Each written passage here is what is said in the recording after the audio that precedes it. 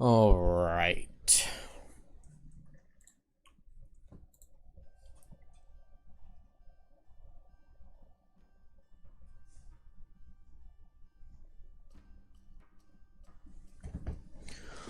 Oh man, I'm tired. So this is gonna be short. But I started a new permadeath file this afternoon, and we are just going to try to unlock Coral really quick. I really want to do a permadeath file that goes as far as possible and completes as many levels as possible with no one dying. Well, even with people dying, just going back and continuing. But I mean, we just got Coral. I haven't gotten to play any Coral at all, and it's the new character of the patch, so one of the two. So, you know, we gotta play Coral. Gotta play Coral. With that said, I guess, yeah, I didn't have the resources to build the boat in time, I guess. So we have to wait 1 week. So I guess I'll play one scenario, and then I'll go unlock Coral. And then that's probably going to be it, because I'm very tired. And, you know, we died last time because I was tired, and I stupidly played instead of just going to bed. And then I made bad decisions. Let's see.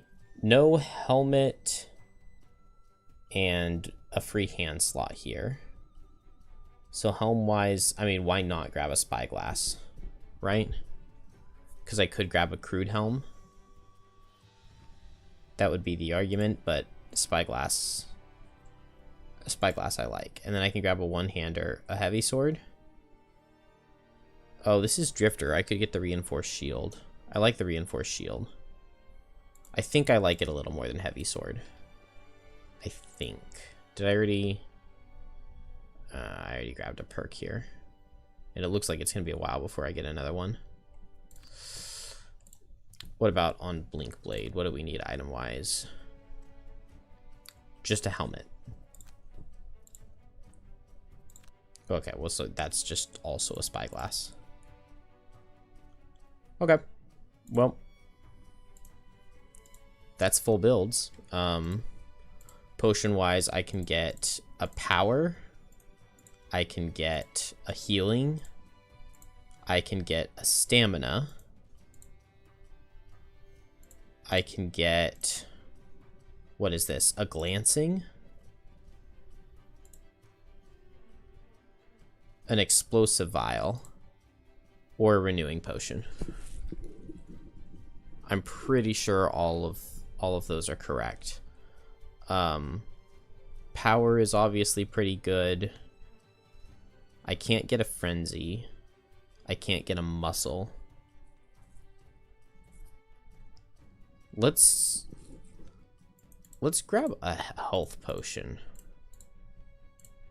and throw that at Blink Blade.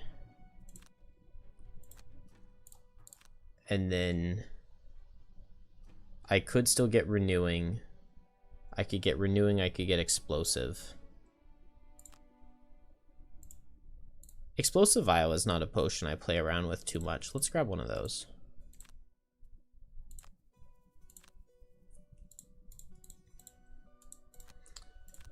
And, is there any reason to not just go do the fjord right now? The reason is that we could lose. But I'm not gonna lose with Blink Blade Drifter. Oh, it is +2, actually.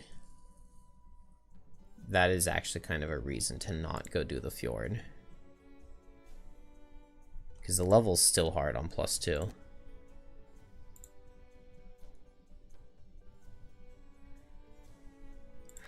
But if we lose either Blink Blade or Drifter, that's not the end of the world. I can continue the run from there. Pushing through a set of Cloak of Warding is pretty good for Blink Blade, I think. Just in general. Yeah, I want that more than a Traveling Cloak. Okay, that's cool. So, Blink Blade, I don't really need Borrowed Time. I definitely want this 10 initiative card. Now, having 2 cards that underspeed their 10 does sound good. So let's grab that over the Experimental Adjustment. I don't really need to loot here. And then sap speed feels better than power leak. The 2-target advantage can be good. And I don't know if I'm ever really getting the 2-target poison. And then on Drifter, I definitely want... The shield on Shockwave is pretty good. The top of Shockwave is also probably not that bad with Destructive Fury. Continuous health, I want for sure. And then I would like to make sure I don't run out of charges. So Violent Inheritance can go. I do not need loot here. And we can drop one more card.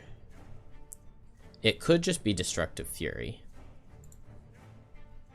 I'm not really ever getting a time to play the AoE, so the card's mostly here for initiative, but I have 14-17 already. No Boots of Speed for Drifter is a little bit awkward, but he can just stay healthy enough that he doesn't die. And I maybe don't bring this Reinforced Shield. The only thing it would be useful for is blocking Immobilizes, but it would add 2 -1s. Blocking Immobilize does make me go from being unable to hit to being able to hit, though. But I think it's fine. Kill an enemy before its first turn. Kill an enemy with 2 or more negative conditions, 5 or more cards, okay. Never do a loss. Never enter a hex occupied by a character or obstacle, only take short rests. Alright, let's see. Let's see.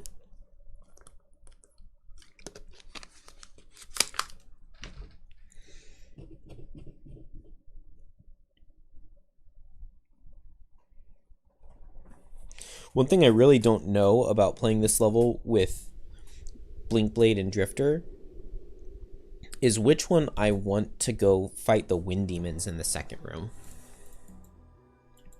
Oh, 16 health on these guys, that's gross. But like this room has 2 Wind Demons up here, and both Blinkblade and Drifter can do it pretty easily. Blinkblade can Cascading Reaction with Twin Strike, add Pierce, and get an attack 3 wound, move attack 3 wound. And that basically just kills both of the Wind Demons. Or Drifter can go up there with Retaliate on Relentless and basically just kill both of the Wind Demons.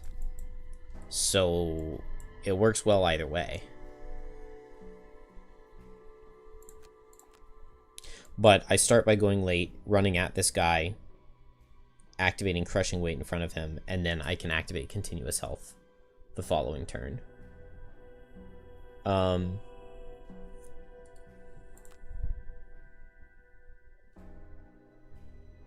Yeah, I just don't want to see this 74, but I don't really have... I don't have any way to play around that. Blinkblade, I got the free move perk, right? Yes, I have the head start, so I get the free move 3. So I can reach with just a move 2. Do I just start with Drive Recharge, but I don't play the loss, I think? Ideally, he moves up and I can double hit him with Temporal Displacement and Drive Recharge. And that's really good. Yeah.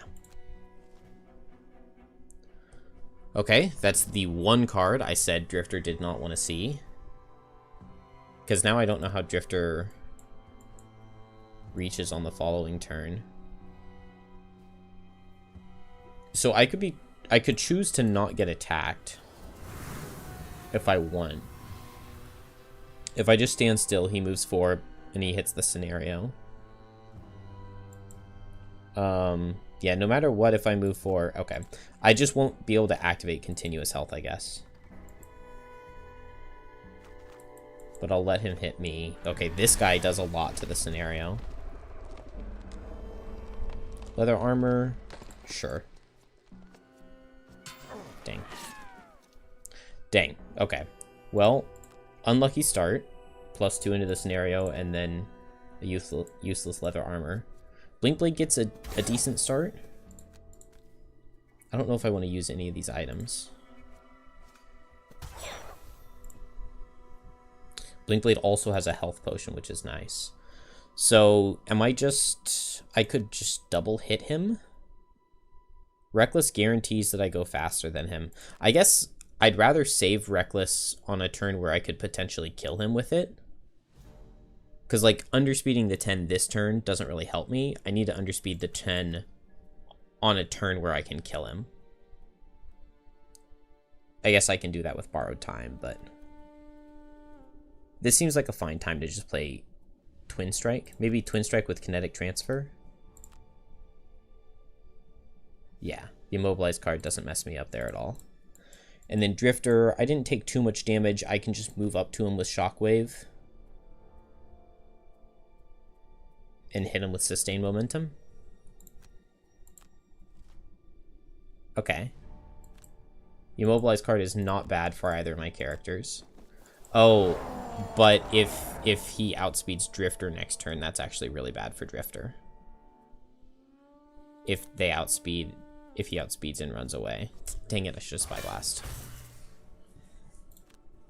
Okay, not a good start for Drifter.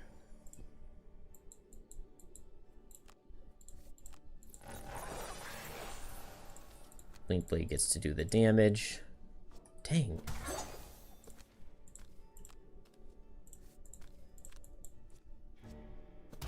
Okay.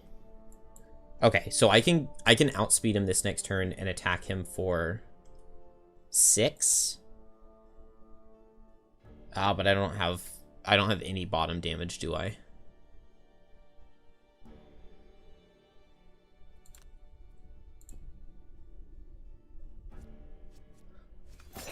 But I have to do that because I have to outspeed him, and then I can throw my health potion. And I can just heal, since I don't have any bottom damage. Well, maybe immobilizing him is better.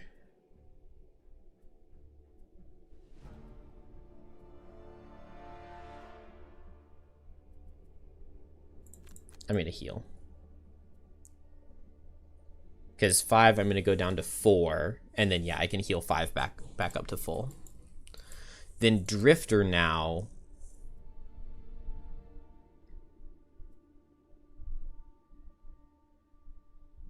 Drifter, I wouldn't mind healing. What if I did, like, No Remorse plus Relentless? I'm just afraid that he's going to back up and I'm not going to be able to melee him. I think I'm going to do that. Okay, I don't get retaliated at all. Blinkblade takes very little damage, though, which is good. Okay. Blinkblade just picks up its kill in, like, 2 turns. That's crazy. Blinkblade is a broken class. Drifter's dealt 3 damage. Meanwhile, Blinkblade is done. On the bright side, Drifter doesn't take too much here. And now I at least have the Retaliate up. Now the question is, do I need to get continuous health up before I do some of my heals? And I think the answer is yes. So I'm going to just try to activate continuous health here, because I'm a little afraid of my hit point range. Yeah.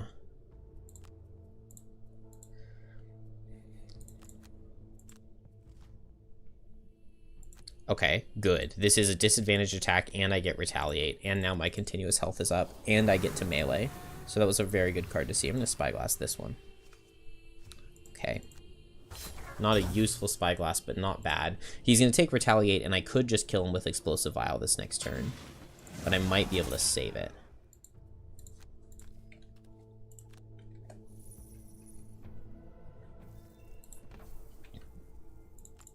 I think Blinkblade needs to loot wood for its retirement. I'm going to go with Vile Assault. I can't underspeed the 10 anyway, so this way I can move and heal.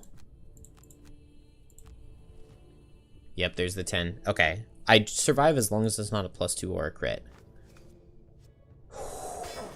Easy. Okay. I get a nice chunky heal, and he goes down. All right. We're alive. And I have another heal available on Drifter.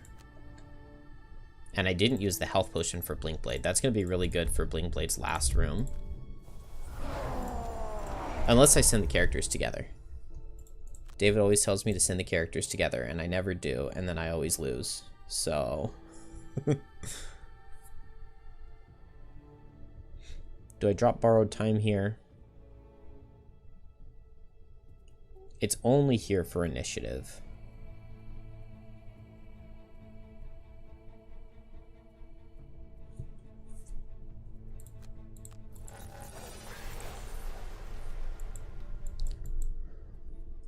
Alright, Drifter can just long rest here. I'll heal the full. I'll lose a charge of continuous health, but I don't need charges of continuous health at the end of the scenario. I also don't feel the need to drive recharge here.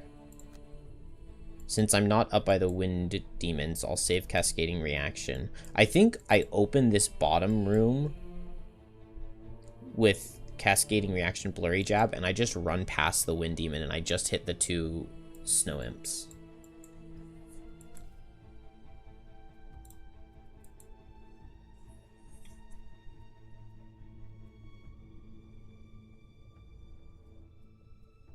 And so a card I don't need, I guess, is Sap Speed.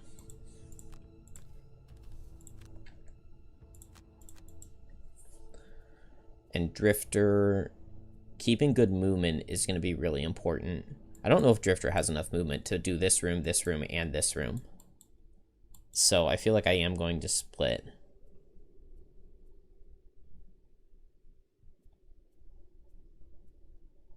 Drop Shockwave. The shield is really good for the brittles at the end.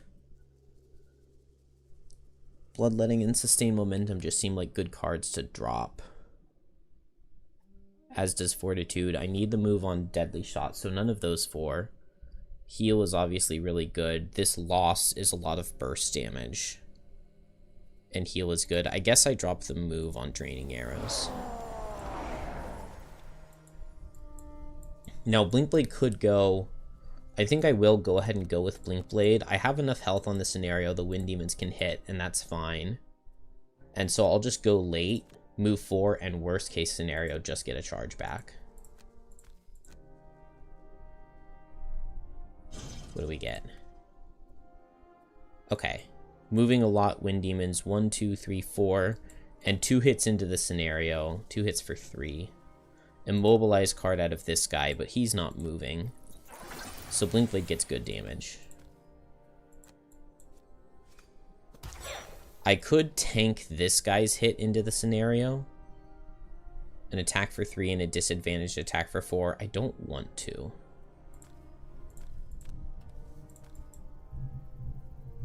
Am I feeling Heavy Sword on this hit? No, I'm going to Heavy Sword Spyglass my next hit.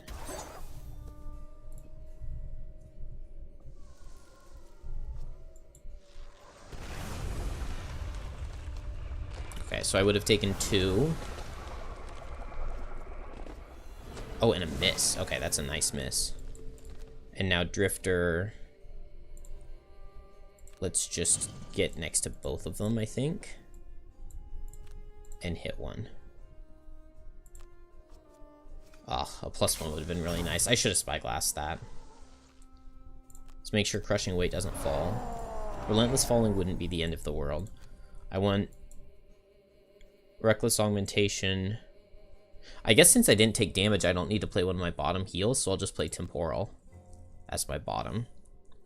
It's disadvantaged damage, but it's damage. And then I can shield with Fortitude. Good. This is really good. Blinkblade, I'm just hoping to kill. I guess it's very unlikely, isn't it? I'm gonna go disadvantage first. Okay. We got 3 damage out of the disadvantage. Now I need +2 or crit. Oh! Called it. Okay. Now this one I Spyglass. Oh, man. Perfect uses of Spyglass on this turn.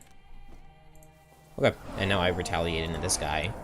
And we are chilling on the bridge on +2. I don't even need to disadvantage this. Okay, cool. Blink Blade, I don't even need to heal. I can just grab this and then long rest. And Drifter...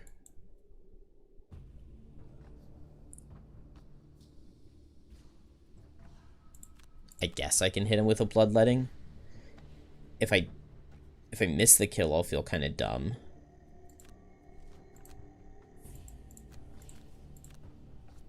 Okay.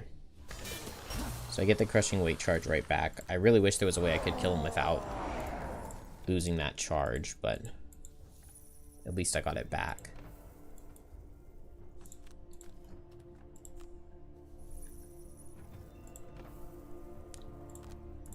And I can get both characters ready.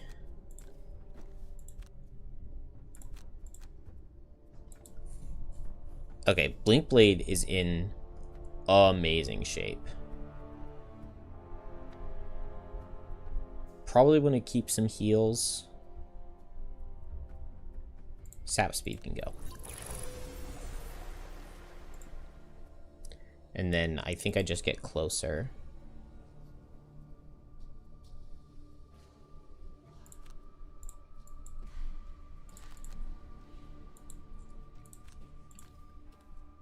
Do I drive recharge right here?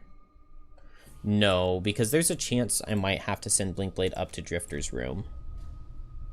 Drifter has a lot of cards, though. Drifter is not in a bad spot. Only 4 Crushing Weight charges is just... that's the problem to keep in mind. So I might grab one more before going in.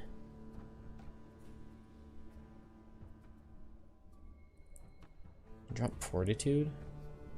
It's a good damage card, but I have some damage cards. Let's go in with Blink Blade, and I'm going to go ahead and... Is there any point to getting one more Crushing Weight charge? I think not. I'm just going to run in and hit and get my charge back. Blink Blade, let's do Jump Shoes and go with Blurry Jab. There's a difficult terrain here.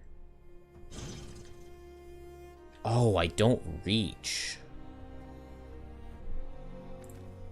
Oh, I really thought I was going to reach. That's okay. Blink Blade's healthy. And so I could kill the normal. But he's only attacking me for 1 on the brittle. I think I'm just going to throw all of my items into this Snow Imp. Because if I get a +2, he just dies. A +1 means he dies next turn, right? Okay. That's fine. So I'm going to take 1 brittled attack. And this guy can't ever be healed by that one. +2 on the first attack is fine. I survive a 0 hero. I also survive a -1. That did put 2 curses in the deck. We also know now that Drifter will be attacked 3 times if he goes in. I think that's fine. I could just grab a charge and then I would know when I go in on the following turn. Or like I would know the Snow Imp card on the following turn before I go in. But I think this is fine. Save the Spyglass for an attack that needs the Spyglass to kill.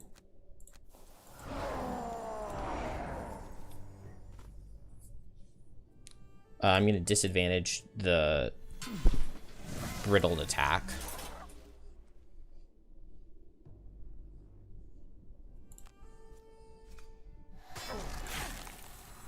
Now I wish I had Destructive Fury.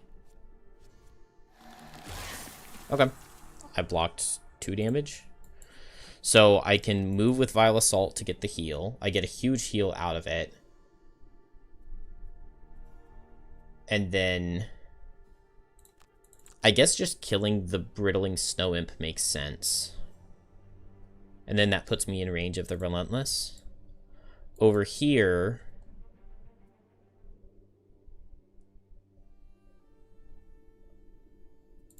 I have a health potion.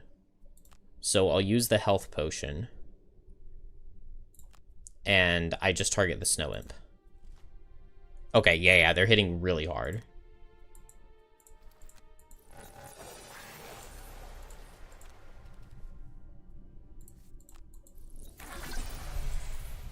And then if I do this, I kill with a -2. If I do a default attack 2. Oh, but I've got the 2 curses in the deck. Okay, but at least the Strike Fiend is before the Snow Imps, if I miss the kill. Okay, good. Okay, I made the right call. Attacking and taking the damage. And now Drifter, I get to move and heal. And since the Snow Imps are hitting so hard, I'm going to target this guy, and I'm going to Spyglass, because I would really like to pick up the kill. And I would have had it without it, but that's okay. Oh, I should have Explosive Vialed the Strike Fiend, because then it would be dead.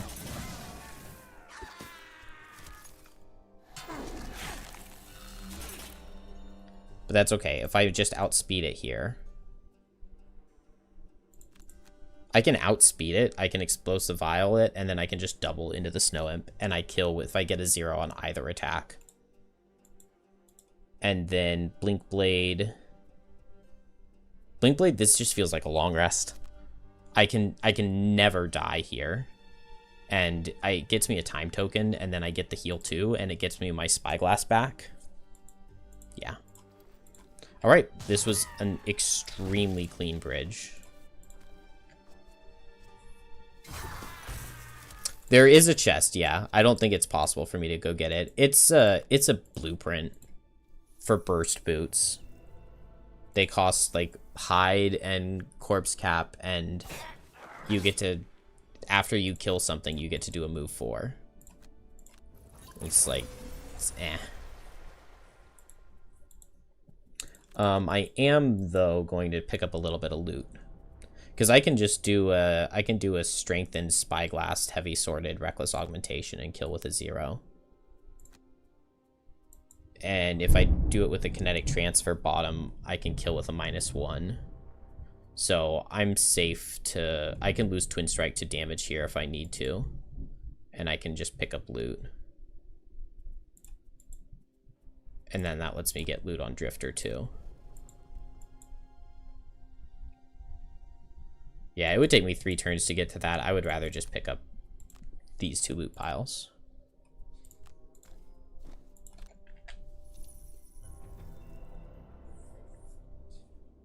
You like them on Blink Blade? Oh, Burst Boots is a cool idea for Blink Blade. I've never... I don't know if I've ever even taken the perk that lets you... Well, since he pushed me away, I was planning to heal, but I'll just Temporal Displacement. I don't know if I've ever taken the perk that ignores... Immobilize.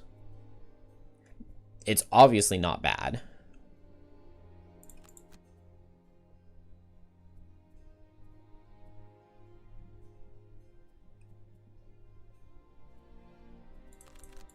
Am I being dumb here, going slow again?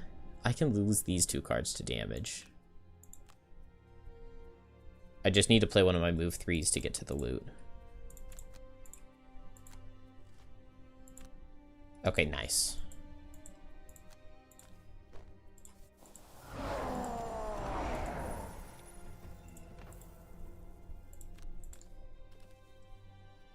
Oh, wait. No, I'm going to do this the other way, and then I get to attack him for 2.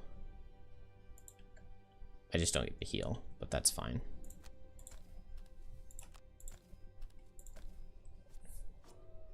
Okay, -2.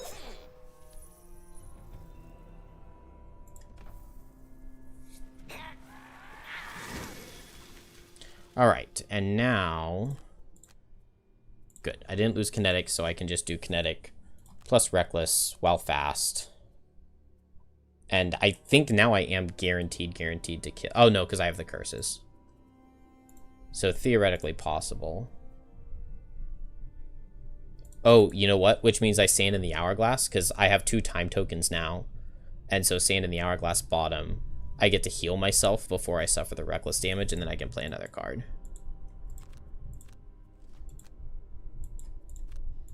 Most likely, I just kill him.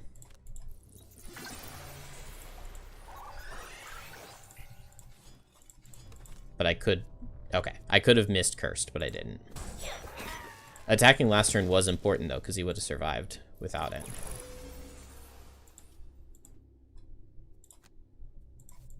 And now I get that. Easy peasy.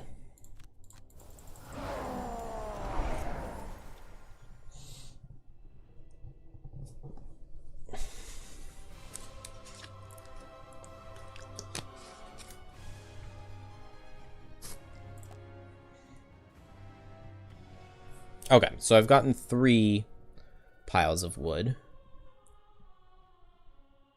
It's a shame those snow imps are so far away from the door.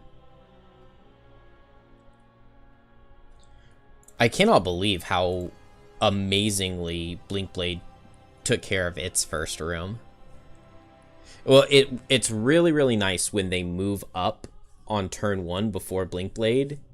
And that's just one of those instances where the free move 3 perk, like, it doesn't sound like it's going to be that good because it's just the first turn of the scenario. But because of that, I was able to get double attacks. I mean, I guess it was really just 1 extra attack too, since I didn't have to move with my bottom.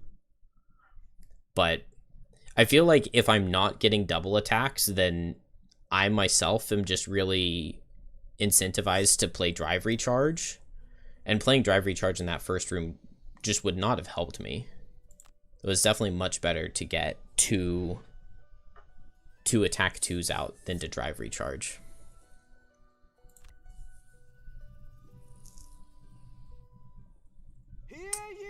Clean the streets, make a good impression? Okay, yeah.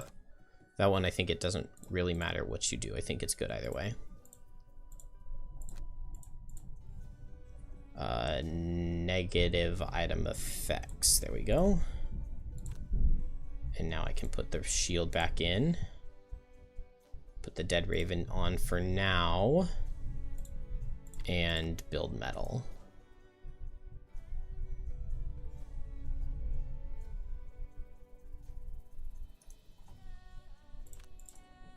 Okay. Oh.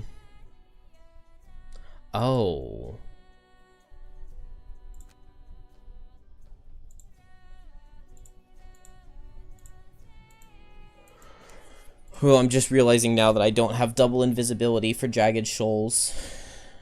And I don't have any granted movement for Blinkblade, so it's going to take Blinkblade 2 turns to get over there.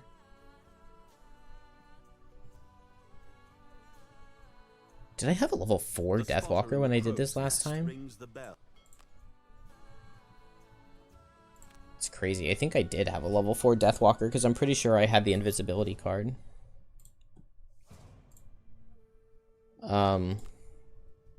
Make sure to bring Blinkblade's invisibility card. Actually, being able to go at 2 sounds nice here. Just because of the lightning eels potentially being annoying.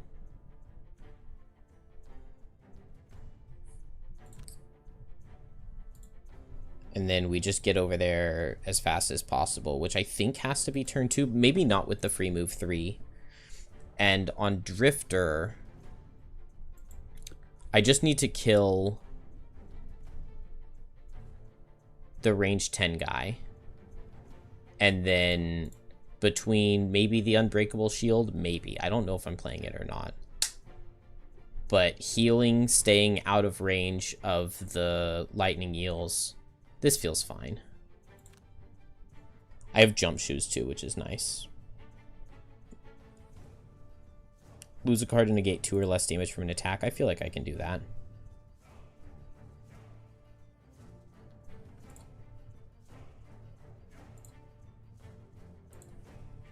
Never do a basic action. Yeah, it's not a horrible party. The last time I did it, I had a level 4 Deathwalker with invisibility, a Fist, and a Banner Spear. And Fist and Banner Spear just camped up in this corner. They killed the 2 herders that were here. Deathwalker teleported over and was invisible. And they got through the level quite easily. I have jump boots, right? Okay, I have jump boots. So I'm thinking I'm just going to turn 1, just Vile Assault this guy. Because killing this herder is all I really care about, because he grants bonus attacks, he can give strengthen, he can summon, and late game, he gets attack 10, range 10. So if I just hit him for 2, hit him for 3, and then next turn hit him for like 3, it seems like he'll just be dead, and then I don't even need to play Crushing Weight. And then I can even save Crushing Weight for the heal, which the heal is actually pretty useful because I can get a continuous health charge back. I think that's what I'm going to do. I did not bring Power Leak on Blink Blade, which is the move 7 jump. With move 3, I can get to here, and then I can go 1, 2, 3, 4, 5 with jump.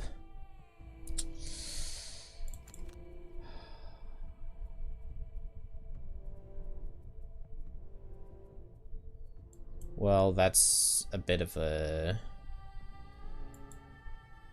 flub.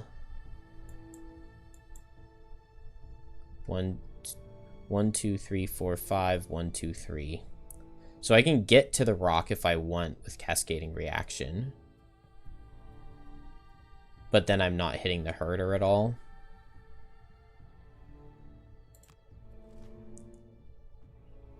The herder played a pretty useless card. It's fast lightning yields, but this one's not going to block my way, which is good. Drifter gets hit, but I don't really care. Hi, Ken. 5 damage? I'm just going to lose a card to 5 damage. That would be way too much to take, I think.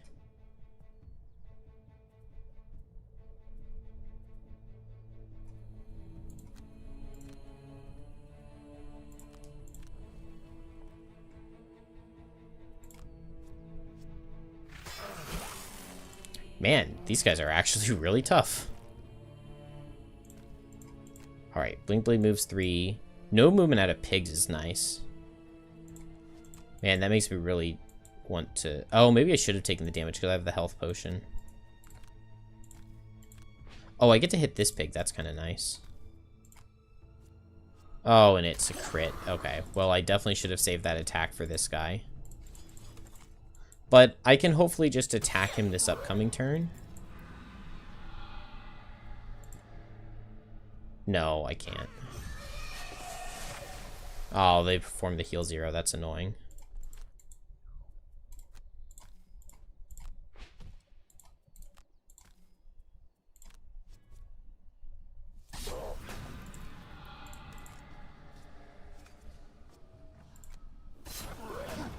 Alright, Drifter gets absolutely insane damage here on turn 1. That's so good.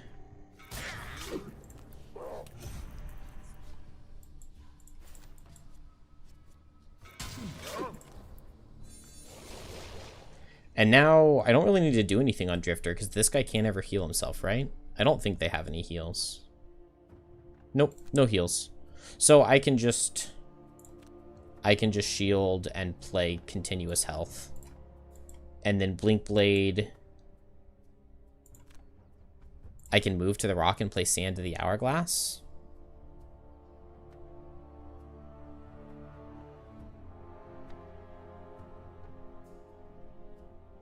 I guess.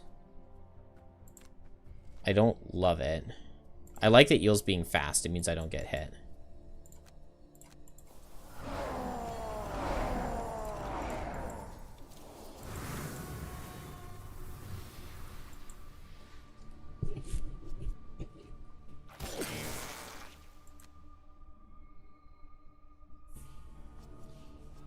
Pig standing still again was very kind.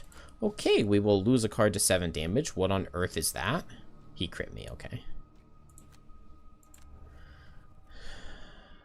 I'll block the wound, why not? And then... Oh, Sand in the Hourglass actually kills the guy over there. That's kind of funny. I hadn't thought about that. And I can turn their light off. I like that. I can move here. This guy's going to walk into me.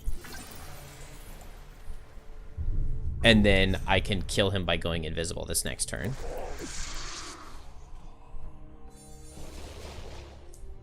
Yep. Yeah, sand, it does require...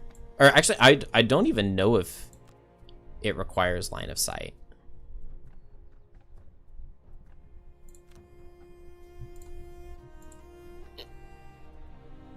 Okay, and now I can just shield and heal.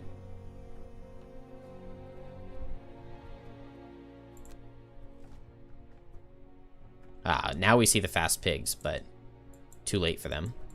I will get double tapped over here, but that's okay.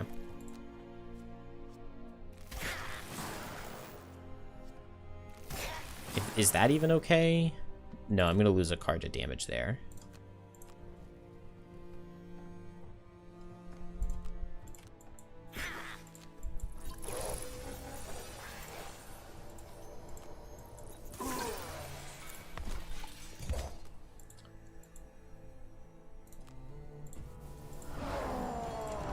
And yeah, I have continuous health. So Drifter is officially okay.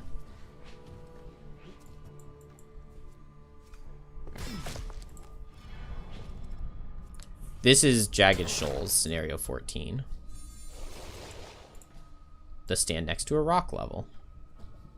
I could long rest and then I get to pick my card. Yeah, I'm going to do that. Like, I get the heal 2 and the regenerate with drive recharge, but then I have to short rest, and short resting and not picking the card is scary. But once I long rest, I can guaranteed go at 2 and outspeed them. And that feels good. Drifter's surrounded by quite a few. Why didn't I get in the corner here?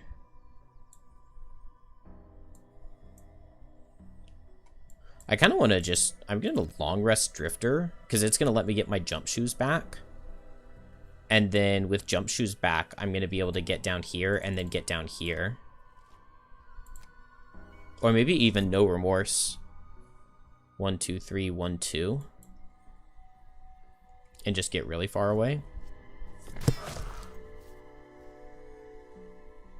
Yeah, not having to figure out who everybody is targeting is so much better. It's so annoying counting all of the hexes when you're playing physical. Well, I should have accepted that damage before and taken... Okay, they just all pulled really well. +1/+1 crit. Drop Blurry Jab. I don't have any use for that. Now I get a heal. And now I have jump shoes, and I just want to get to the corner, because in the corner I just get attacked less.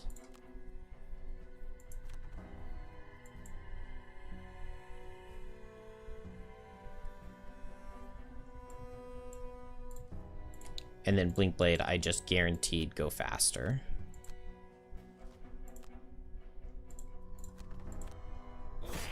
And Blink Blade is going to be able to kill these guys eventually.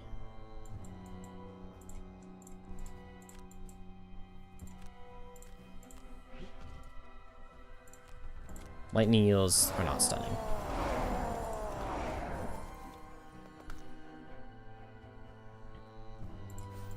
Oh, nice. I'm not even going to get hit by him. It's just this guy. And I can block his wound. And nobody else reaches. Never mind. Spoke too soon. How did I think that nobody reached? I got a lot. I don't have my move to heal to. That's kind of annoying.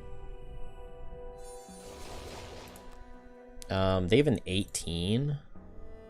The 18 would be bad. The 13 would be bad too, but I can't ever underspeed that.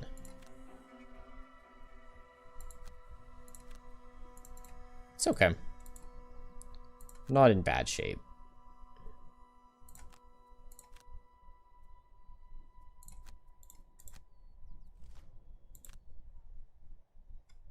Nice, they're standing still. Okay, so Drifter gets into the corner. I haven't gotten his battle goal yet of losing a card to less than 2 damage from an attack. So hopefully they move and attack me light coming up here.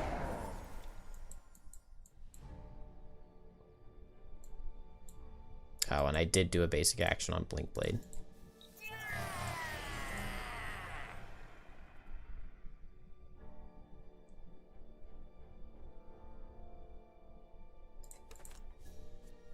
Oh, Spyglass does not pick up the kill. That's okay, because I just go invisible this next turn and that gets it. So we short rest.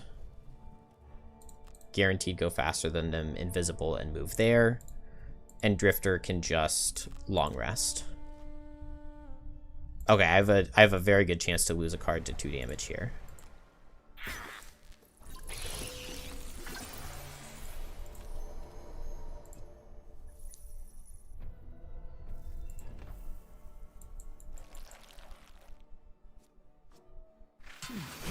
Oh, that's 3.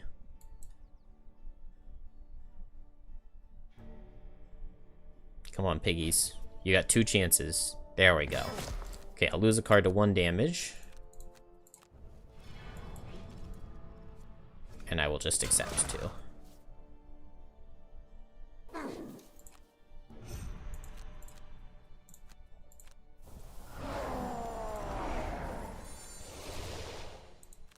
And it's looking suspiciously close here for Drifter, but it's fine. This is the last turn, right? Yeah, this is the last turn.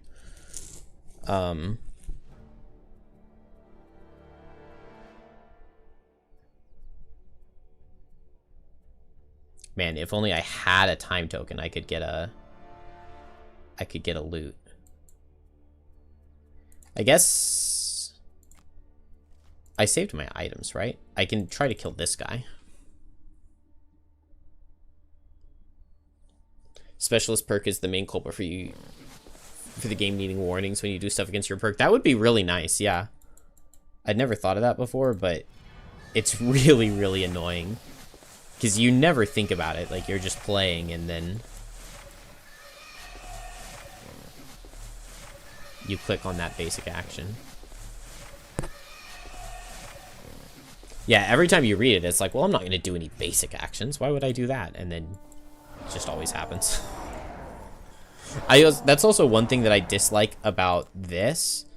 Like, in general, I really like the idea of having these separated so that it doesn't take up a ton of space, but I liked being able to always see the battle goals. But also, for anybody who doesn't know the level, like, I want to leave this up so that they can see what the scenario objectives are, you know? So I want both parts. Hey, good job, Blinkblade. Gets the one shot while slow. We don't get the chest that has 3 lumber tokens in it, but that's okay.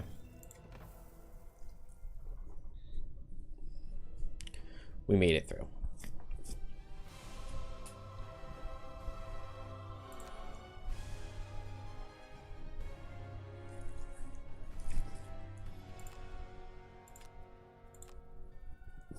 No deaths on Jagged Shoals is a good day. The bridge and Jagged Shoals, and they both felt relatively easy. They should make the 3 buttons toggleable instead. Oh, that's a good idea. Yeah, I like that. I like that a lot. Because, yeah, I basically never want the masteries up. If I'm going for a mastery on a scenario, then it would be nice to have up. But a lot of the time, the masteries just doesn't need to be there. But being able to see to always have your battle goals and the scenario objectives would be really nice. A carriage piled high with blankets and carpets is tucked. Visiting trader, don't mind if I do. We're low on metal. The sun. And we get the coral.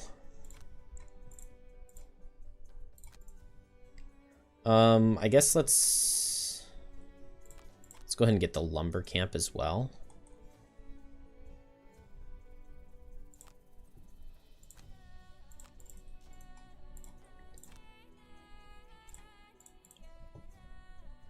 And let's just build a coral.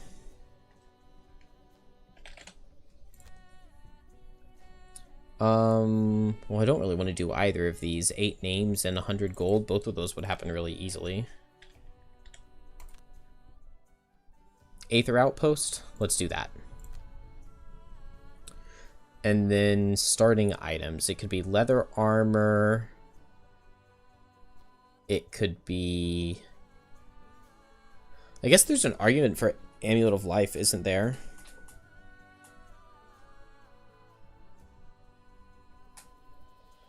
How you get coral so early? You get to pick one of the 2 crabs for beating Jagged Shoals, and you can play it as early as the 5th scenario in the game. The speedrun rushes here to unlock Kelp, because Kelp's Baning is really, really, really good against low-level monsters, and then you don't have to worry about pulling attack modifiers, and things just guaranteed always die. Yeah, you have to build the boat after Heart of Ice to be able to get it instantly, but so I definitely could see Amulet of Life being a good starting item for Coral, because Coral has the card where you get a big heal with all of your tides.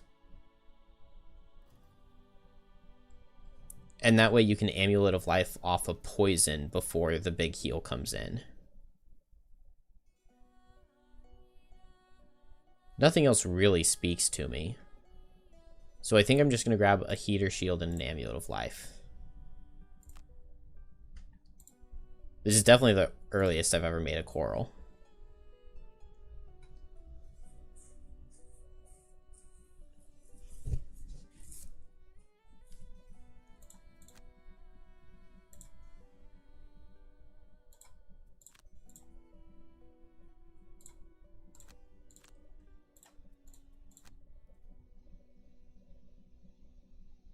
Alright, so I would really like to get him some stuff. I have Arrowvine and Snow Thistle, which makes a Stamina Potion.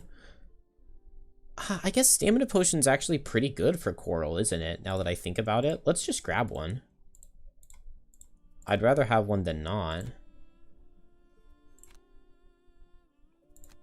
Because you have some really nice level 1 cards, and if it means that you're getting to play 3 cards in his turn in a cycle instead of 2. Yeah, like you can get back Skitter, which can be really nice if it's move 2 or attack 2, move attack 2. Or you can get back Cresting Force for like 2 attack 5s. Or you could play Overwhelming Wave, Stamina Potion it back and get the bottom. Or against shielded targets, you could get 2 Submerges. Yeah, I think I actually like Stamina Potion here. What do we have available? We have a lot. Avalanche, Crystal Trench, Realm of Endless Frost, Raven's Roost, Ice Flows, Work Freeze, and Strong Foundation.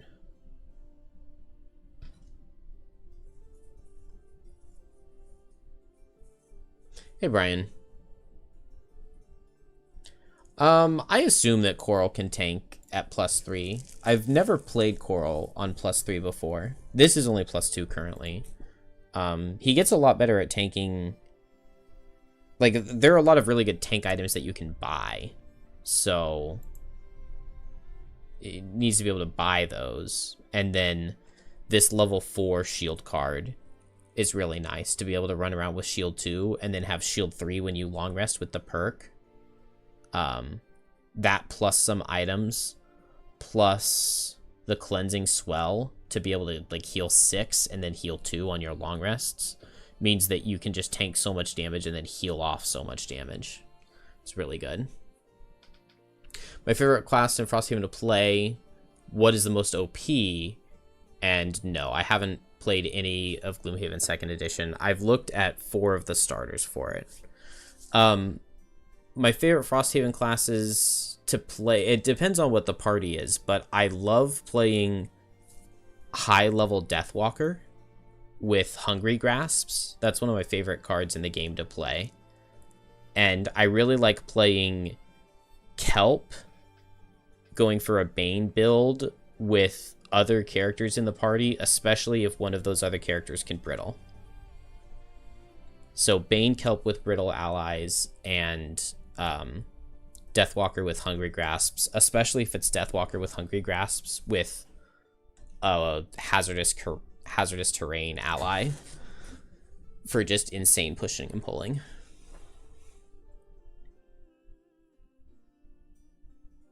What card do I think is best for the Stamina Potion? The top of Cresting Force. Yeah. Top of Cresting Force was like the first thing that I initially thought. But there are arguments for some other things like Submerge and Skitter. But yeah, Cresting Force is definitely.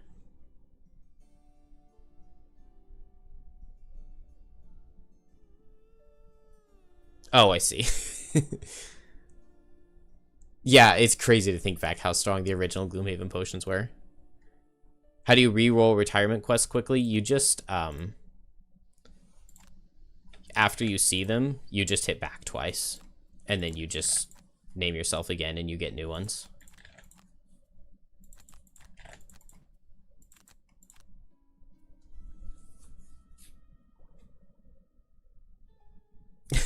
Poor shards. I really enjoyed a summon heavy Prism build. Prism has some really fun summons, and the perk to be able to control them when you long rest is really good. That was an amazing addition.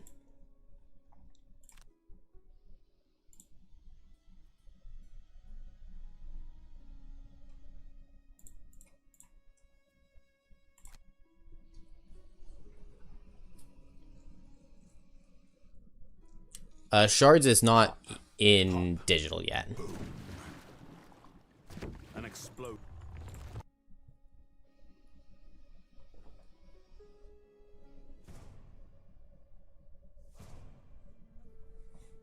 I'm really looking forward to when the full game releases, because I've been practicing the speed run. So this Campagne file, it's in week 59, but it's finished all 3 of the stories and it has Prosperity 8. And I did this in like 10 hours or so. But there was like a lot of stuff that slowed me down. I think I'm going to be able to finish a whole campaign in like 8 or 9 hours.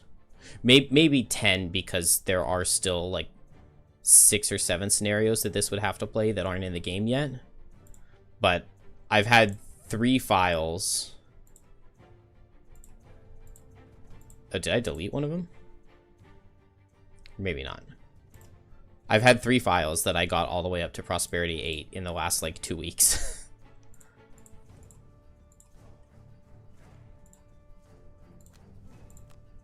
I'm very excited for when that happens.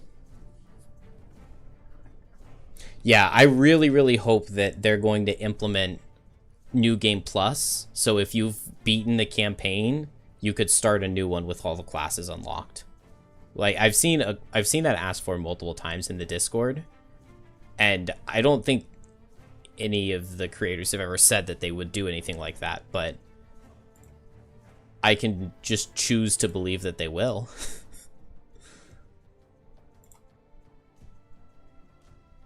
Because that would be really nice. That would be so much fun to be able to start the game with a party of like Shards, Infuser, Coral.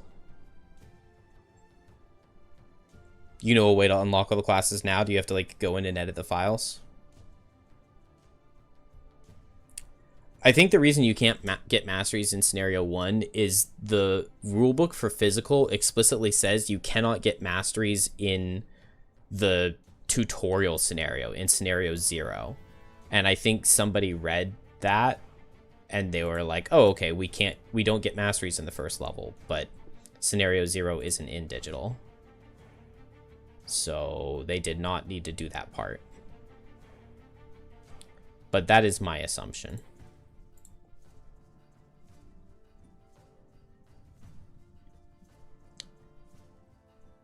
It really feels like it's time for me to drop one of the cards that gives charges back. So it's either Sustain Momentum or Draining Arrows. I generally like Draining Arrows, so we'll drop Sustain Momentum. It's a painful drop. Blinkblade gets double time, which is actually really nice for this level. Sap Speed is really good here too. Don't need Borrowed Time. I don't need to be going uber fast. Temporal Displacement is good. All of these cards are good. maybe let's just drop Cascading Reaction so I'm not tempted to play the loss and play it in a bad spot. Because now that I have double time, I don't want to play double time and Cascading Reaction and Drive Recharge. That'd be way overkill. Oh, I didn't set Coral cards at all. Yeah, Gloomhaven Digital had Guildmaster mode. Guildmaster mode was such a trip. That was, so I started playing Gloomhaven, like we got the physical board game, I don't know, like 6 months before the digital version of Gloomhaven came out at all. And my sister-in-law lived with us at the time. And so my wife and her sister and I played through a campaign, and we just left it on the kitchen table. And we played Gloomhaven like 3 to 4 to 5 times a week for several months. And then I got so tired of waiting for them that I bought the digital version, and I went in Guildmaster mode because the campaign didn't exist yet. I went in Guildmaster mode and unlocked all the classes that we hadn't played. And then I got to play Lightning and fall in love and figure out how to speedrun. Like, looking at Lightning's cards made me want to speedrun. Crush Armor? Is there an argument for bringing Crush Armor here?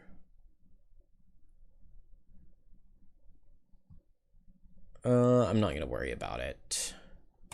Just drop Crashing Surge. That'll be fine. Your friend works at Google and he showed you a program to edit the DLL file and edit the base code. Yeah, I think I'm not gonna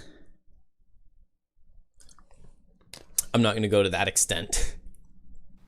Good morning, Anomaly. Can I help you like Coral? You just unlocked him. You don't feel like he's doing enough. Well, I mean, we'll see how it goes for me here.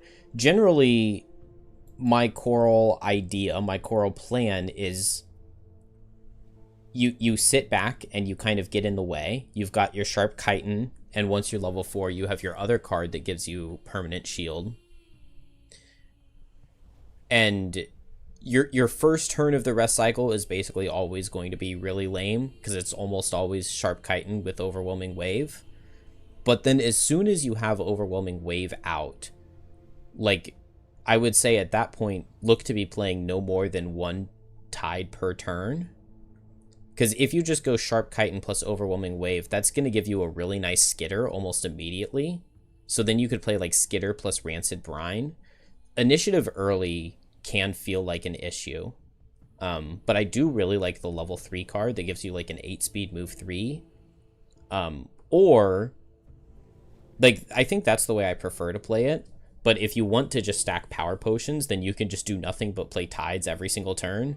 And then, you know, 4 turns into a scenario, bust all of your Tides with Shuck and kill everything in a single turn. But basically, like, my main plan is kind of sit back and just let everything hit Coral, and the other classes just let him stay in front to tank. And then once you've set up a little bit, you spread out a ton of poisons with Rancid Brine, and then you can use Cleansing Swell to heal back up. And you're just really powerful. This is one of the scenarios that's a little bit weird for Coral, because this has wave throwers that are really far away, and I don't want to just sit and let the wave throwers spawn. Because if I just let them sit for forever, they're going to get a ton of lightning eels back here, and that's going to give me a huge loss condition. Which I would like to not have happen. So I think I'm going to drive recharge, and I'm going to send Blink Blade over here immediately. So maybe just kinetic transfer. I'll get my free move 3, and then I'll move 3, and then with a move 5, 1, 2, 3, 4, 5. Yeah, hopefully these guys come closer. There are 2 elites over here, which is really annoying because they immobilize with every attack. Drifter needs to kill at least 1 Claw Crusher, but there are 4. There are 5? There are 4 or 5, so that shouldn't be an issue.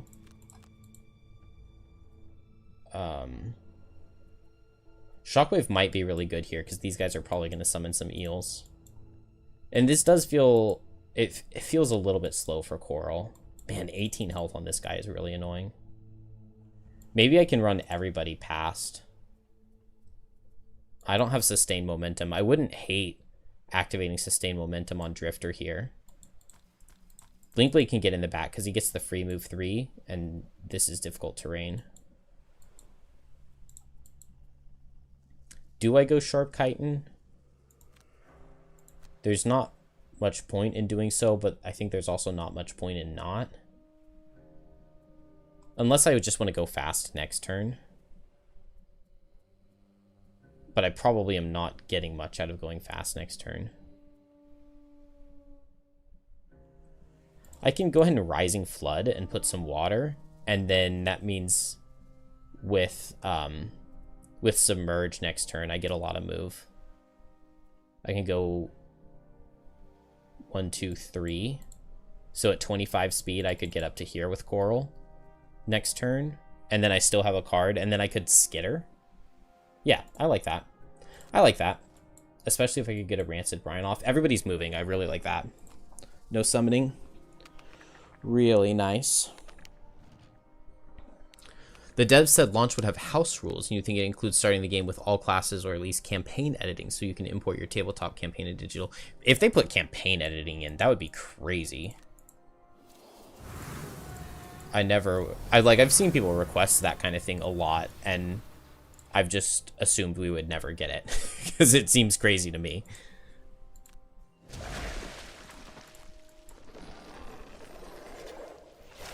When you did the scenario last time, they spawned eels 3 times in a row, which was a lot, but surprisingly not as bad as you thought it'd be. Spawning eels in the first room is annoying and bad, but spawning eels in the second room is just like, oh, you lose the game now.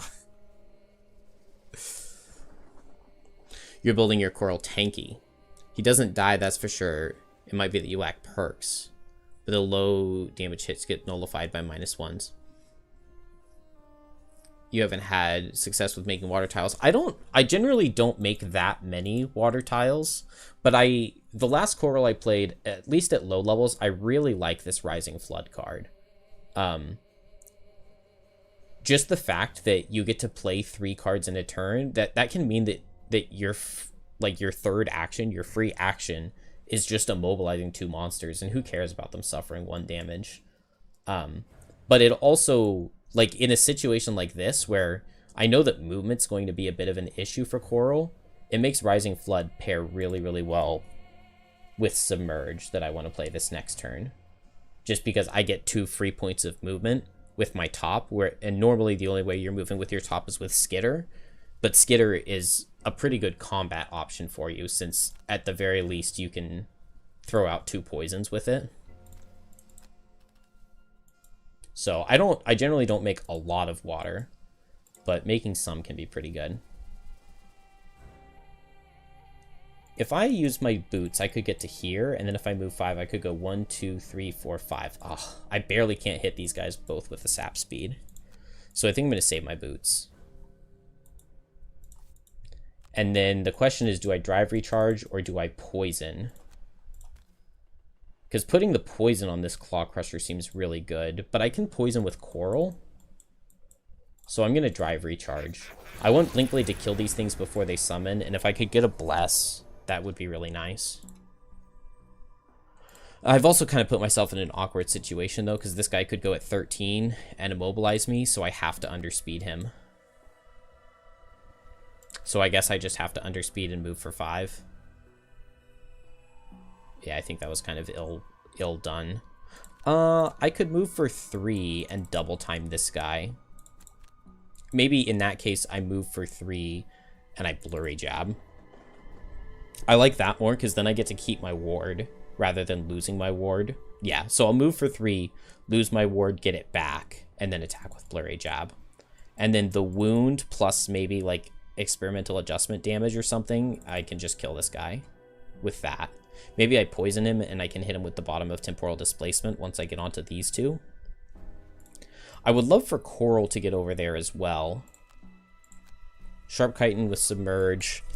And then maybe it is just Rancid Brine. Now that I think about it, these Claw Crushers can make me regret shielding.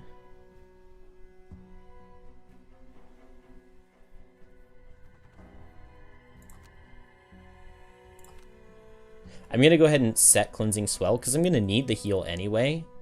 And this way I'm resetting Dark so that I can Mighty Claws, and I can Mighty Claws the two of them the following turn with the Pierce.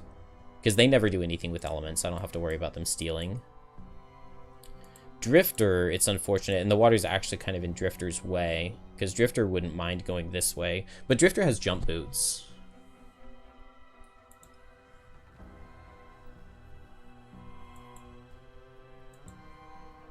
So Drifter could Jump Boots. Drifter could Jump Boots anywhere. I could activate... I'm going to activate Shockwave here, because Shockwave damage plus Relentless damage could get me through these guys. Yeah, I like it. Oh, and they gave me good cards. They gave me good cards. Okay. I like my position. Low damage out of these guys is really nice. I'm going to poison here. I think I'm going to throw everything. Because I want to attack this guy. No, I'm not going to Spyglass. And I'm just not going to miss. We're not going to have miss as our top card. Oh. Oh, man. Miss is the top card.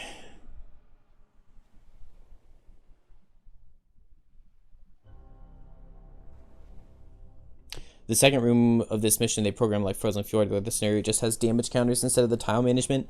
I think it does still have the tile management game. I'm not actually certain. I haven't tested it, but I saw the Wave Thrower summon card one time, and I'm pretty sure when they summoned and they placed a water tile, the like damage counter thing jumped up like they had attacked the boat.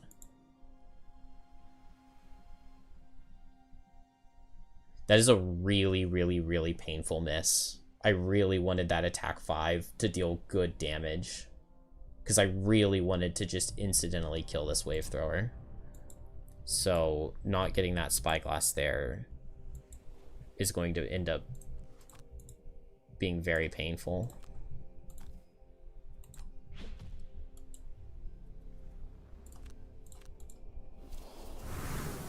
Also, I've played a lot of losses on Drifter now, so it's just kind of sketchy, a sketchy place to be.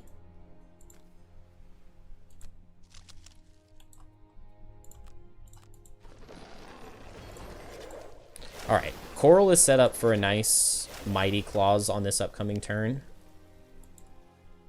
Oh, they hit all adjacents. That's fine.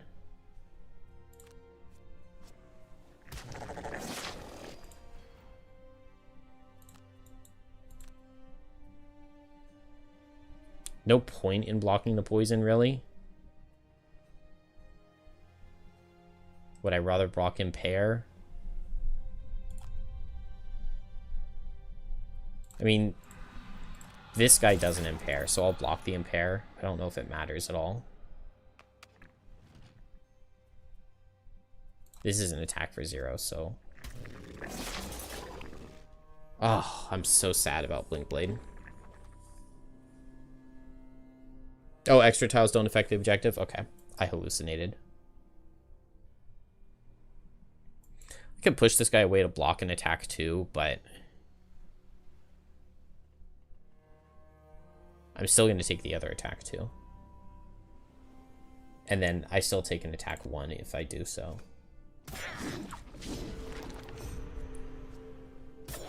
Being immobilized here makes me kind of want to go late. Their only shuffle is their summon card, right? Okay. So I'm guaranteed to have a free-ish turn coming up eventually. Okay, they do still have a couple powerful cards, but they don't have their +2 available. And if it's Distant Wave, Blinkblade doesn't take any damage. Blinkblade's in a very rough spot. Maybe, yeah. I think I just go invisible here. I really don't want to, but I feel like I have to. That's really lame. This is not a good spot. Alright, Coral can move up in Mighty Claws, so let's Rancid Brine to add poison to it. And then I need a move card.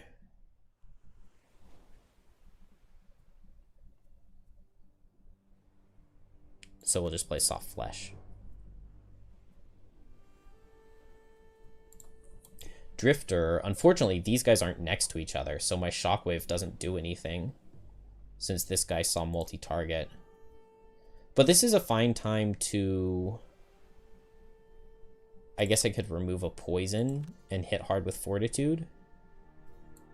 I could also try to run over here to Fierce Barrage and get these guys before they summon. I like that idea. I wish Blinkblade were getting out. Okay, next turn I want Blinkblade to get out and Drifter to move there, which I can just do with a move 3. So I think I stand still this turn. And I'm after the 13, so if they immobilize, that's fine. I get it next turn. There's a summon. And a hard-hitting Poison Wound card. This is really bad.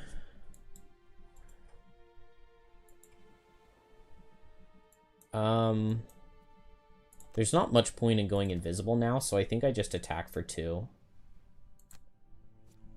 Although, I guess invisible actually would have been dealing 4 damage.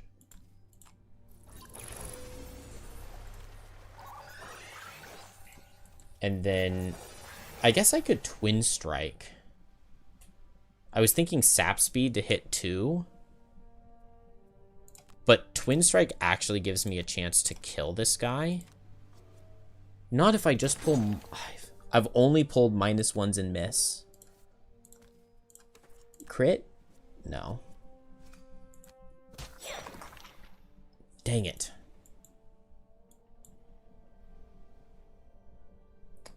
Oh, this feels so dumb.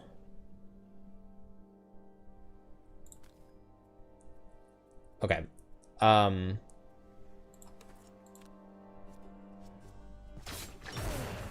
it's kind of a wasted Spyglass. I'm going to move up here, and I'm going to go ahead and throw my Explosive Vial here, because it's going to prevent an Elite summon. And it seems like that has to be worth it. It also means that this Elite Claw Crusher is not going to get a 2-target attack 5. It's just going to be a single target attack 5. Oh, but it is 2-target if I go for the... If I go for the multi-target Mighty Claws. If I move here. Jeez, I do not want to take attack 5 wound. I have an Amulet of Life, but I have to get away from this guy to get rid of the Impair. It definitely feels like I Rancid Brine. I would love to poison both of them. And get the attack with Pierce. But it means that I take an attack 3 here and an attack 5 here, and that can't be worth getting off an attack 2 of my own. Dude. Oh my gosh. Have I pulled any decent modifiers? I've missed twice. I've pulled 3 -1s. At advantage, I got a +1. And Drifter got a +1 at advantage. Oh. I could move back so that Coral doesn't take this attack 5, but then it does go to Drifter, which I don't love. The benefit of it going to Drifter, though, is that then these guys are grouped up for Shockwave damage.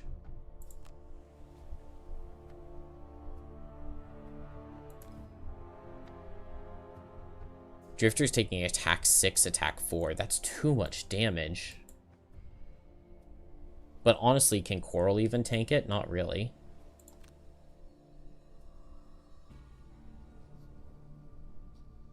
Oh, I don't know what to do.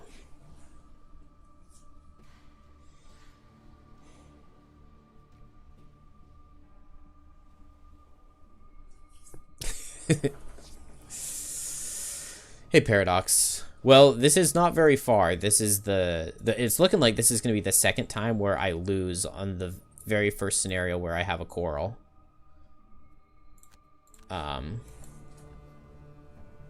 because it's not going too hot. We've killed one guy and pulled 2 misses. I mean, I really don't think I have much of an option here. I think I have to back up.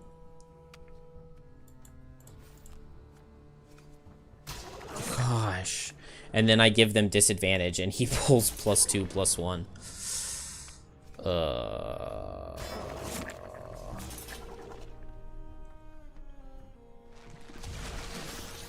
And now they get all the summons. Oh man, and those lightning eels have a lot of health on +2. And I don't have invisibility available on Blink Blade.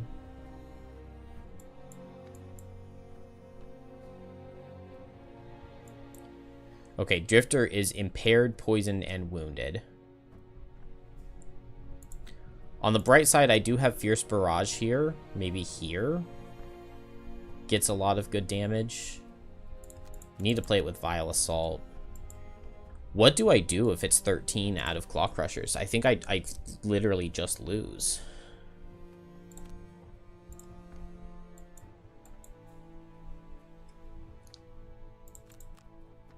Blink Blade can get off a Temporal Displacement, sap speed. Hit these guys. I think I have to hope it's the summon card.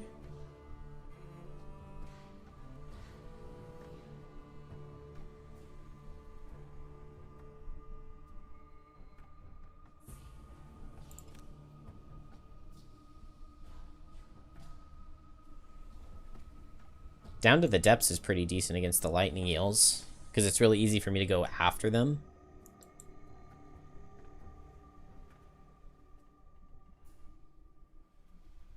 I mean, it feels like I run down here and I poison with Skitter. Or maybe I run down with Skitter and I activate Down to the Depths, and then I Pools of Power, and then I Cresting Force. And then I'll get a huge heal. The only problem is I'm not tanking with Coral at all. I need Coral to be going down there quickly to tank. I mean, it's just highly possible that Drifter just dies here.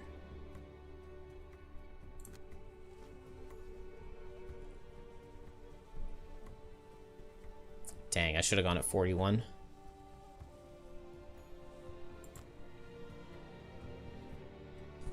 Uh-oh.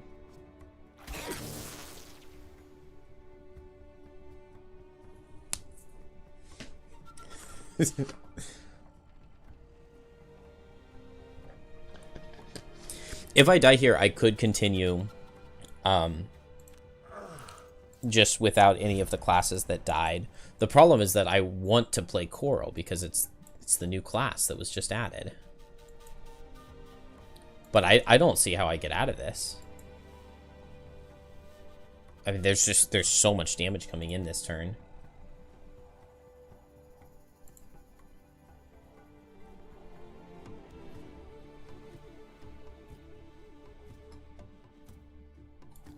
Avoiding the lightning eel damage isn't too difficult.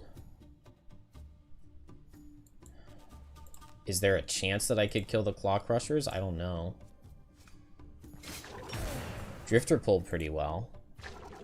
Okay, Blink Blade could kill the Elite Claw Crusher now. That would be really, really good. And I'm no longer poison wounded. So Blink Blade comes here. Blink Blade's going to take a lot of Wave Thrower damage. Okay, I just needed a 0 to kill this guy, but I guess I'll accept dodging the miss again. Let me go ahead and Health Potion. Oh, Drifter's going to get hit by this Claw Crusher. Oh! Okay, so I can Cloak of Warding and push him here, and then he doesn't get to attack anybody. Okay, I'm really glad I saved that cloak. Okay, and then Blink Blade gets instantly crit. I think I have to lose double time.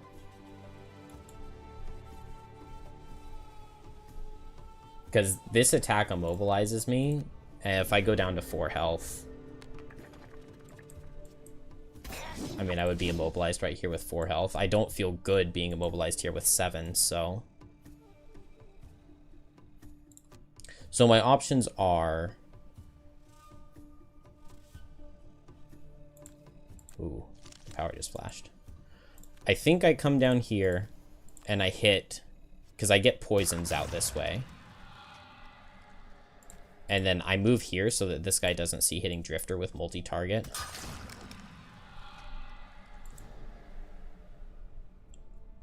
And there's no more impair for me to worry about. Oh, I can stamina potion back a card. What could I get?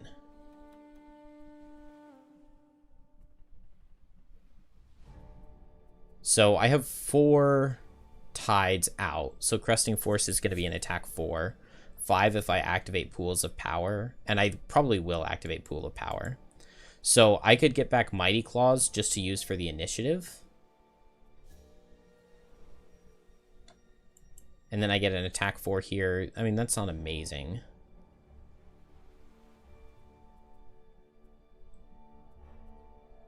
I could get back Rising Flood for like an Immobilize. But that's not super helpful. I guess I'm going to get Mighty Claws for the initiative.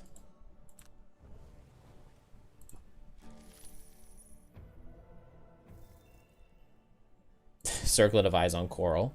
Not exactly a best in slot item.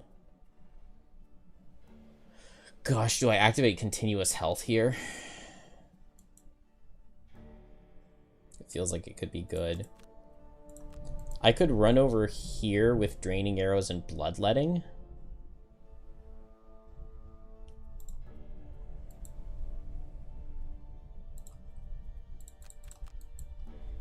I just play these 3 cards on Coral.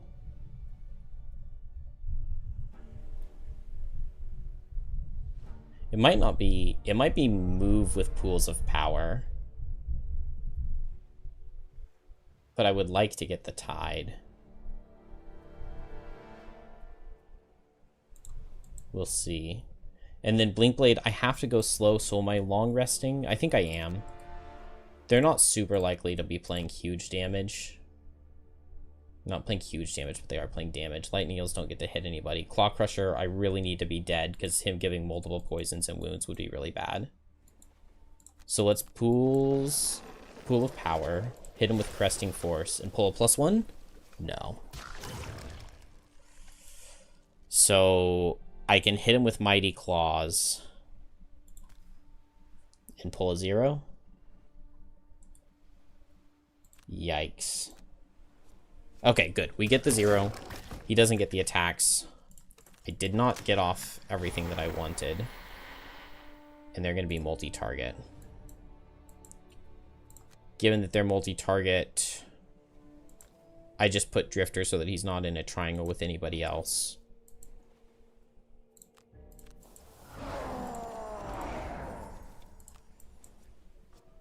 Okay. And I get damage, and I get Shockwave, and I give Blinkblade a shield 1.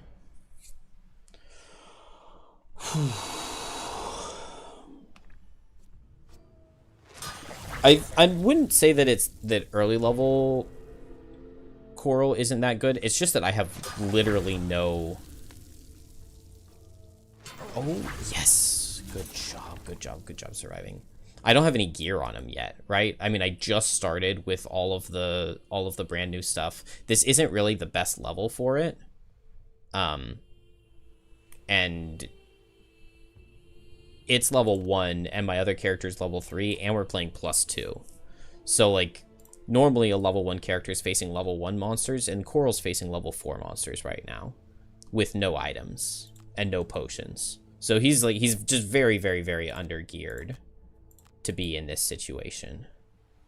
But I feel like I've navigated it relatively well. I had to lose a card to damage on Blinkblade, but only 1. This guy has 1 health. There are 2 guys with 11. I'm not going to be immobilized anymore, so I can... I mean, maybe it's just jump in and go invisible on Blinkblade.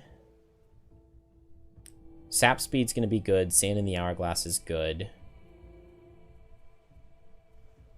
Could Blurry Jab go? The wound is really nice. It could be kinetic transfer. I don't have double time anymore, which is kind of sad. But it felt like I had to drop it to damage. Okay. Drifter, I just go fast and heal. I don't think these guys can... Yeah, they can't go faster than me and hit me, but the Lightning Eels could. But if I go at 12 on Blink Blade, then the Lightning Eel hits Blink Blade if he was going to get a go.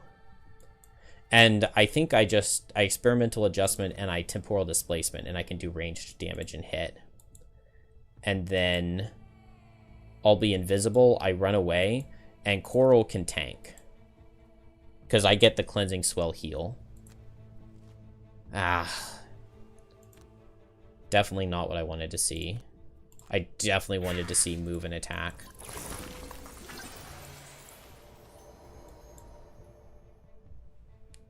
Let's target the elite. Oh, okay. Another good Spyglass. We get crit miss. Okay. Use the Dead Raven. Add Muddle to the attack. Why not? If only Blink Blade had gotten the Circlet of Eyes, I would have been able to hit both. And then the heal 3 goes here. And I back out because I'm going to long rest. And I don't want the Lightning Eel to be able to hit me at range. And they get more eels, but it's only 2.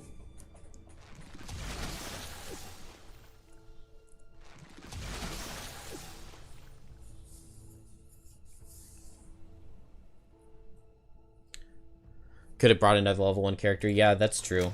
That would have been a good idea. Okay, I get to keep up Overwhelming Wave. So that's really, really nice for just tempo. And actually, all of the water that they put means that this soft flesh heal can actually be playable. And such low health on all these lightning eels makes Down to the Depths really good. So Coral might get to put in some work here. Let's drop Submerge. I don't really need anything that Submerge does. Drifter can long rest. I really need to get charges back on Drifter. He spent a lot of charges, but he accomplished a lot. Blink Blade, I think I just go late with Sand in the Hourglass and I can heal. Or if they're like summoning again, I'm before they're summoned and I can move up and I can hit this guy with my Reckless. And I kill it with a 0 with Heavy Sword. I'd rather Twin Strike. I'd rather Twin Strike because then I get 2 modifiers. And I could go towards this guy.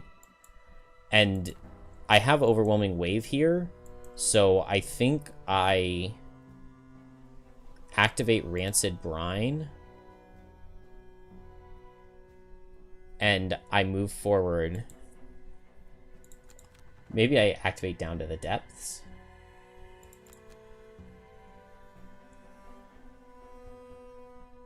I would like to set Dark for a Skitter for the next turn, so maybe I just put Cleansing Swell right now. Because I'm going to want Cleansing Swell. So I could do Cleansing Swell with Rancid Brine. And then maybe I'm just moving 2. I wouldn't hate Sharp Chitin. I also don't feel it's super necessary.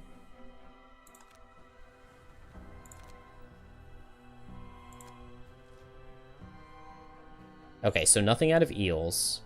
And a ranged card here is really nice because none of my characters are grouped up for a ranged card. So it's just going to go into Coral. And so I can get Shield 1 if I want. They're going to immobilize me though, right?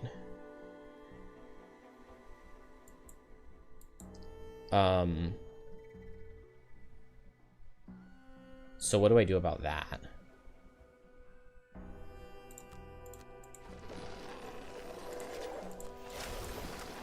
I guess if I'm going to get immobilized anyway, I go ahead and just move up here, and then at the very least I can hit this Lightning Eel next turn.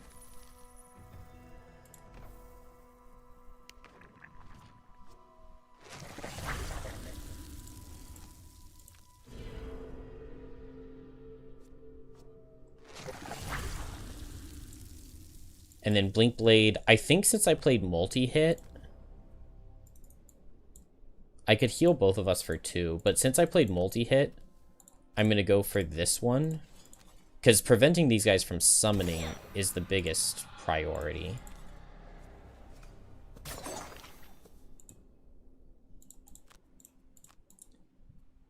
And now Drifter... Drifter, I really want to keep charges up. Maybe I drop Fierce Barrage?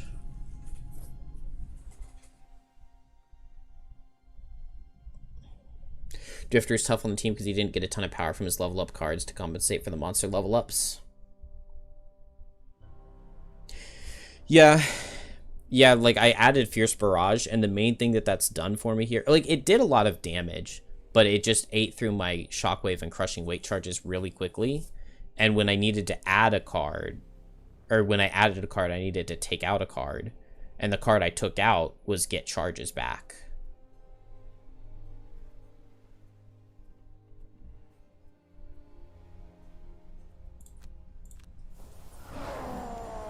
But I can move for 3 and get a charge back with Draining Arrows.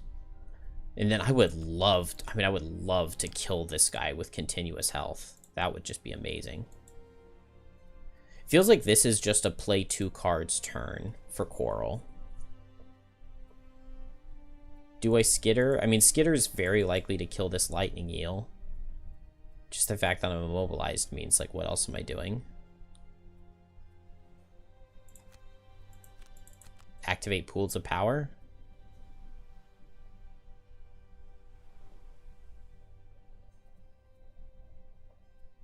One, two, three, 1, 2. It's fine. Blink Blade. I can go fast here. This feels like a good time for Sap Speed. Jump over here and Sap Speed these two. I have Jump, right? Yeah, I have Jump.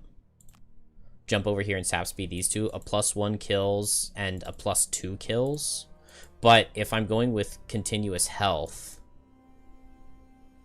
that's a ranged attack.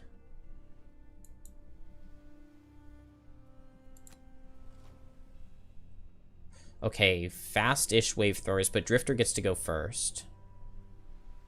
Fast eels, so I get hit twice here. That's a lot of damage.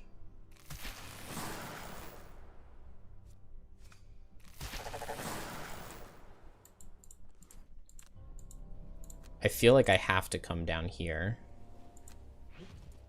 I would really love to see kill on the bottom guy. It would mean 1 less charge for Drifter. Dang it. Okay, good. Good. We got the 1 kill. I have a ward for this next turn, so even if the Lightning Eel is super fast, that shouldn't be the end of the world. And then I do not want this guy to get his attack off. Do I need to Spyglass this? Is there any downside to Spyglassing this attack? I think there's not. I'm just going to do it. Okay. Well, we super overkill and didn't need to Spyglass, but I get a Crushing Weight charge back, which is nice. And that was a ranged attack, so it didn't cost me any charges. And now finally, Coral. I mean, at the very least, this guy is now down to the depths. Oh, did I not activate that?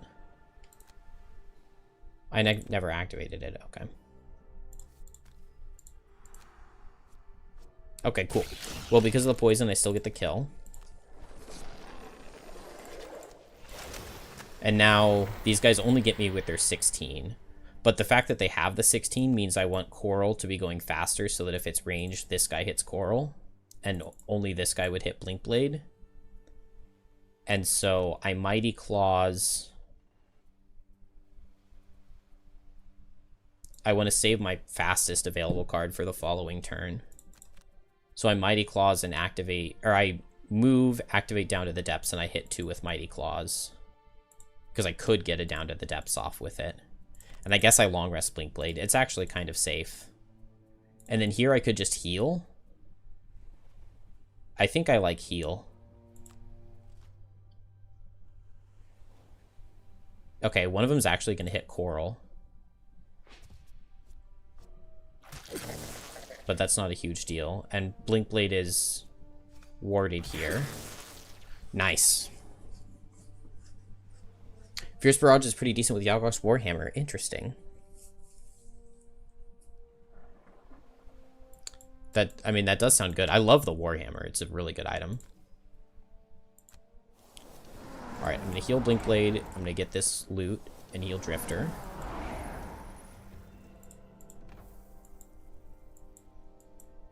And then... do I activate Down to the Depths? Rather than activating Down to the Depths, I could go to this water tile to get the heal too.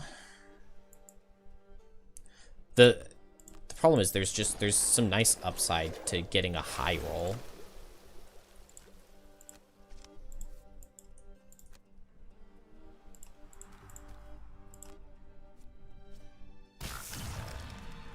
Okay. I didn't get the +2 that I needed, but...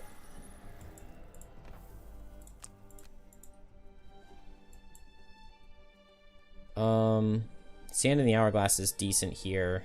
This does not look good for Blink Blade.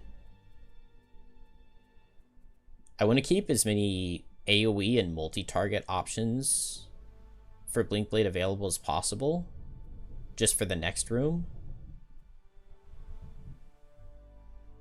I guess Sand in the Hourglass could go. It's either Reckless Augmentation or Sand in the Hourglass. Not being able to underspeed these guys would be kind of bad, but I would like the heal.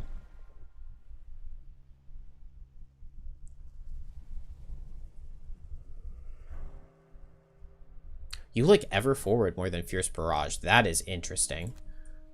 Do you like the heal on the bottom of Ever Forward?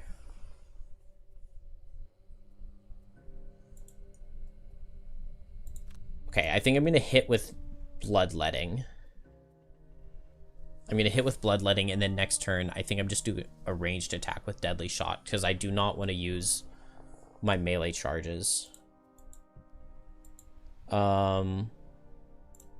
Blink Blade, I'm relatively healthy. I guess I like Sap Speed.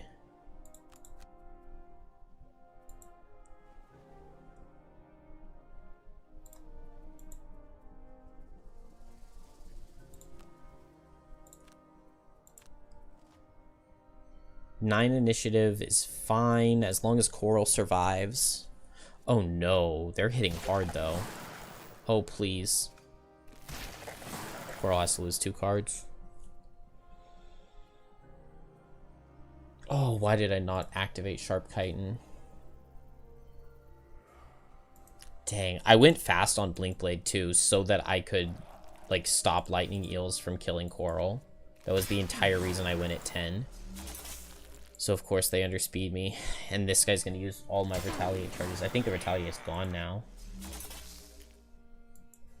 Oh, that sucks.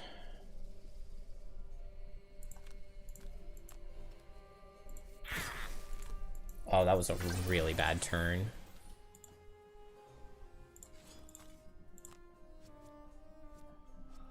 Bless on a guy when his 0 would have killed. Oh, that was so awful.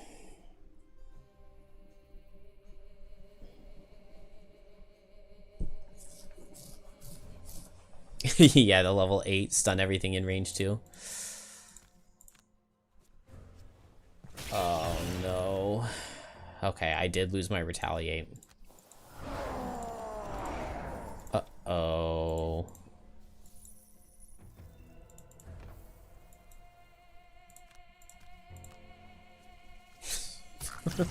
Allah.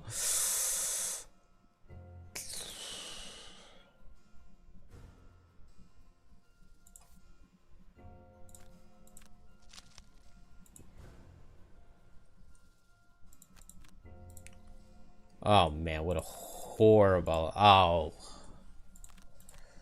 This feels so awful.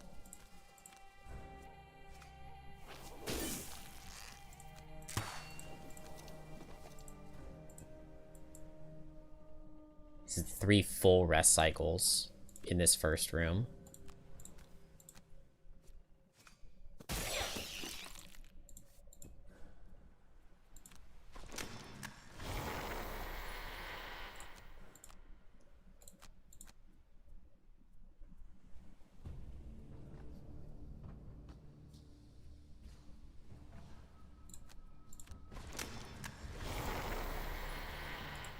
Okay. I'm okay on charges on Drifter, but I'm horrible on my health. I'm horrible on my health on everybody.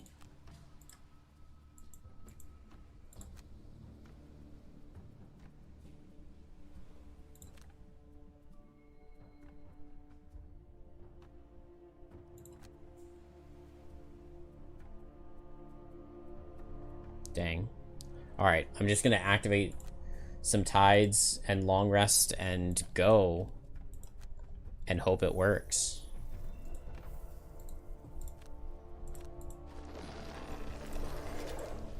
Maybe down to the depths just doesn't work here, because I'm not...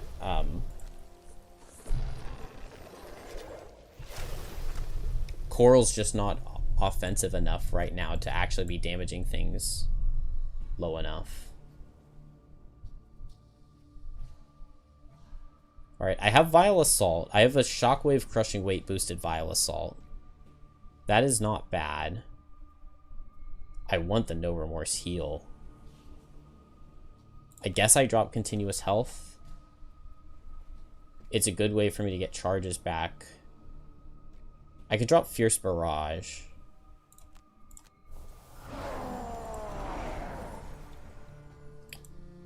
I don't have enough movement with Drifter to get in.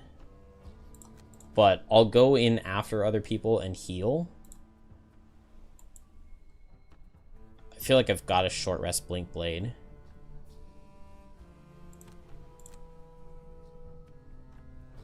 Oh, I really want to play Blurry Jab for the move 5.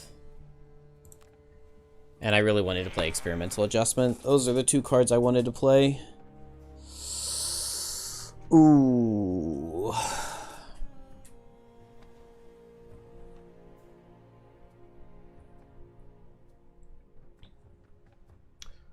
The bottom heals are flexible. The regenerate top when done in a room with Fierce Barrage burns too many charges. Yeah. The Algox Hammer is meh. If you really want to use it, might as well Destructive Fury. I do love Destructive Fury with the Warhammer, yeah.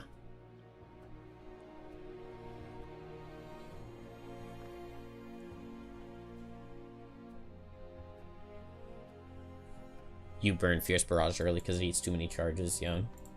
Can I go back and long rest Blink Blade instead? The problem is I have to go in here. Feels like I absolutely have to go in.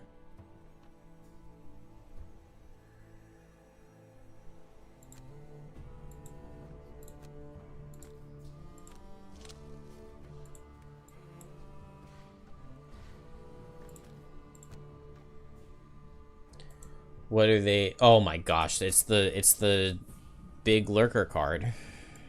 It's the big Claw Crusher card, and it's a summon. I just lose this. I mean, they're summoning on the turn I go downstairs. Like, what can I even do about that? Damn. Good night, Brian.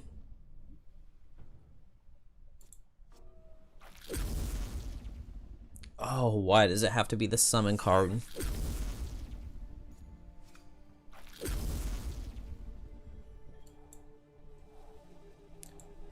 And they're multi-target.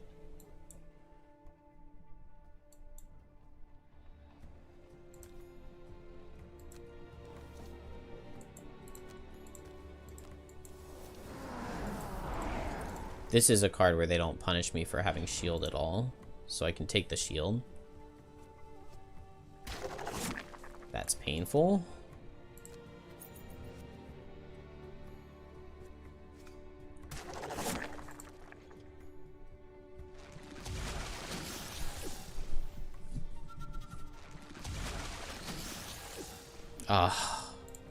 Man, I don't feel like I can get enough out of everybody.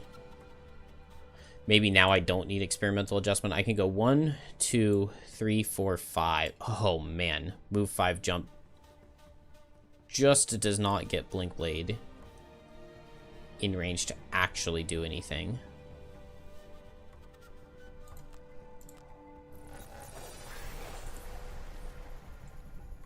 I guess I could put Blink Blade into the Claw Crushers.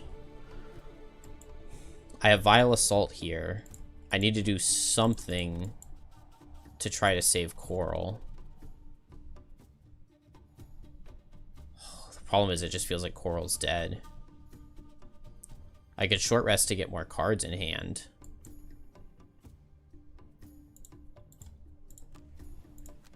I could run in with Blurry Jab and I could sap speed these two. Maybe I shouldn't have gone back and long rested. I should have just accepted dropping Experimental Adjustment.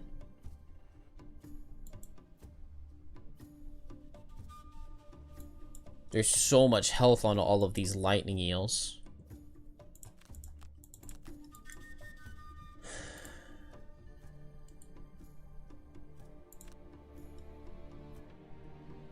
I mean, I just need to see a low output card out of these guys.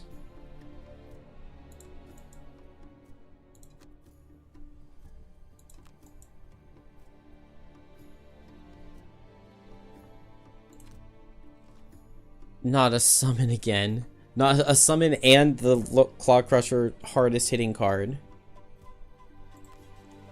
I needed to play losses. Yeah, them summoning definitely did not do damage to the ship. This is just a way better system than the water tile that was in the game at release, but there's so many lightning eels now. Man, and they drew the curse that I put in their deck.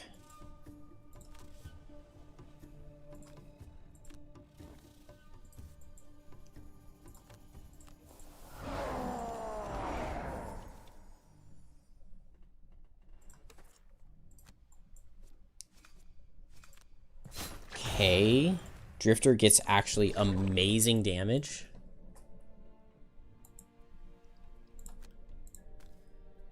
Oh wow, this Cresting Force is really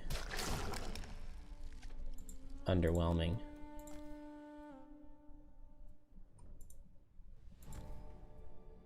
I just back up right here, and then this guy goes after Drifter.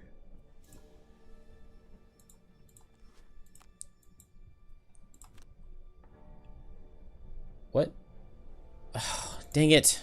Ah, I went slow instead of fast on Blink Blade. That's annoying.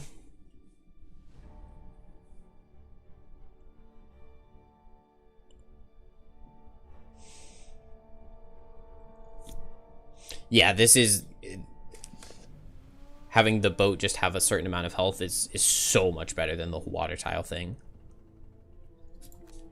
Okay, I'm going to do exactly all of the same stuff. I'm just going fast instead of slow on Blink Blade.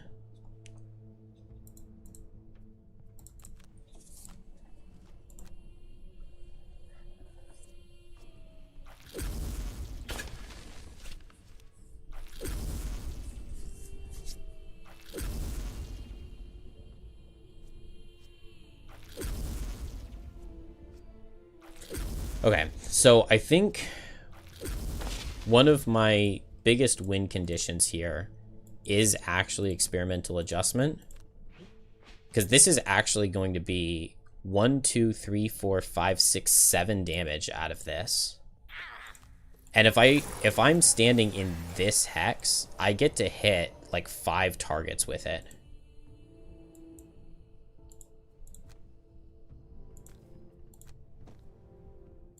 And that's pretty good.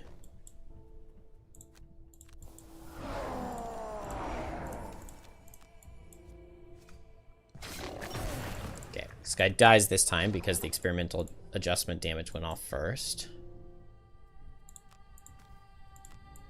And the Cresting Force is just going to be underwhelming, but it's not the end of the world. This guy hits Drifter, who can disadvantage it. Nice -2, and there's no leaf. Do I care about blocking Impair? It means that I can still jump and use my Spyglass. And we get more lightning eels, and that's also the hex I wanted Blink Blade to stand in. But I just go last, and I can triple hit, or I can move and double hit. We're going to need a lot of AoE damage out of Blink Blade. The problem here is killing these wave throwers because they have a lot of health. But I have shockwave charges. So what is it time to do? I could Vile Assault this guy. Yeah. Kind of feels like I need to Vile Assault him. Because the wound would be really nice. It's not a ton of damage, though. But I can't let Blinkblade exhaust way before everybody else. Man, I want a long rest Blinkblade here, because I would love to get my jump boots back. And then...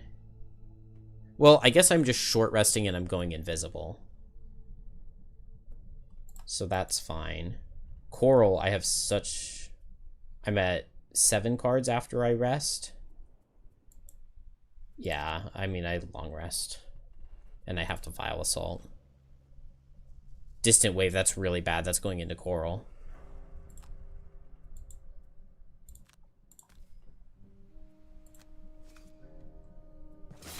Damage. Okay, what do I need to kill? I need a crit to kill. I did not get that crit. If I do this attack, I kill with a 0. And that prevents an attack 3 poison. Of course. Of course. Okay, you know what? We're just not gonna Spyglass.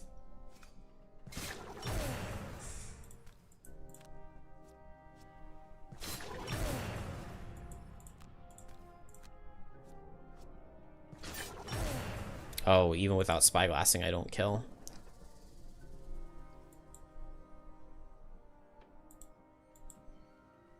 One, two, three, four, five, six. So the elite hits Coral. Oh, I didn't use the Amulet of Life. Why did I not just short rest? The elite hits Coral, the normal hits Drifter. This guy hits Drifter. I lose.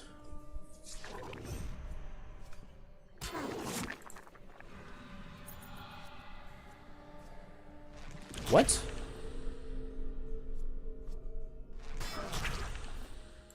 They both see Drifter as 5 away. Okay, well this guy's gonna die to wound. Coral didn't die. Now we're at the point where the ship is taking a lot of damage really quickly, though.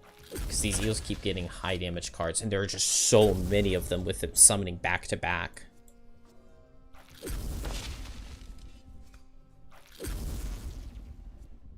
Oh my gosh, there are so many of them. And how do I kill the wave throwers?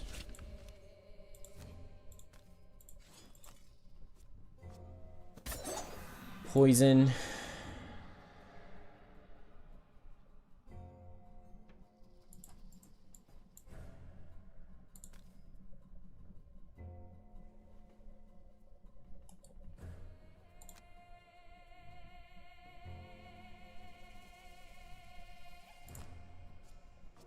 Dang it. Blinkblade's just pulling bad on every single modifier. It's crazy. Yeah, I pulled -1, -1.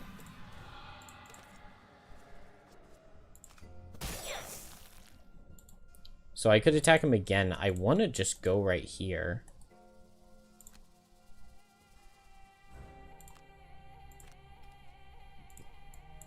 I guess if it's fast lightning eels, Blinkblade's dead. It's kind of good odds that it's fast lightning eels too.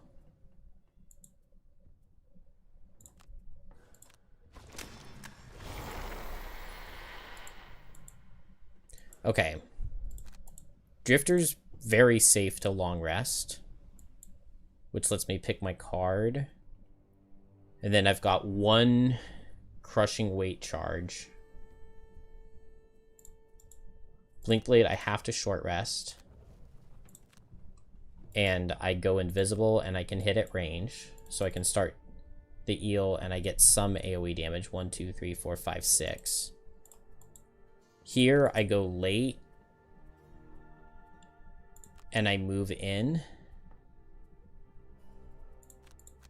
and I hit multiple targets with Overwhelming Wave.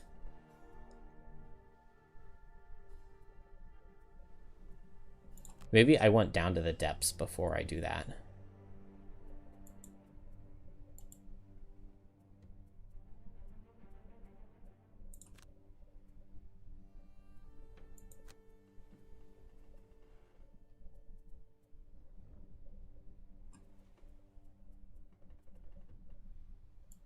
Yeah, I just wanted to do as much AoE damage with Coral as possible, I think.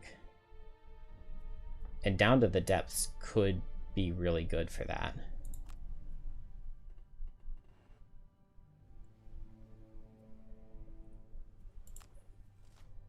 Summon again. And it's the fast card out of Lightning Eels. Dude, it's just impossible. It's like every turn they drew the card that I said would be the worst thing for them to draw every turn. Summon back to back as I go downstairs, plus extra damage card out of Coral or Claw Crushers. Plus the fast card that outspeeds Blink Blade. And now I can't even go invisible on Blink Blade, because I don't have the health. But I needed to go invisible because I needed the AoE damage that that gives. Man, that sucks so much. I mean, it's the only thing that they couldn't draw.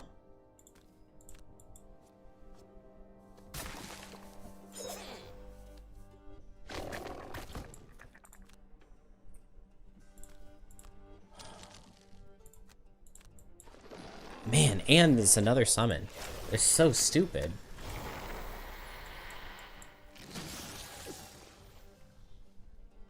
They're just gonna destroy the ship. I'm not even gonna have a chance.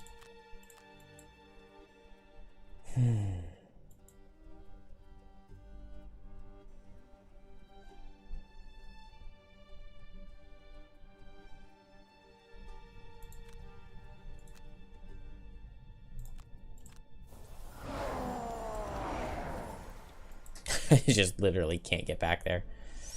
Oh, it's so frustrating.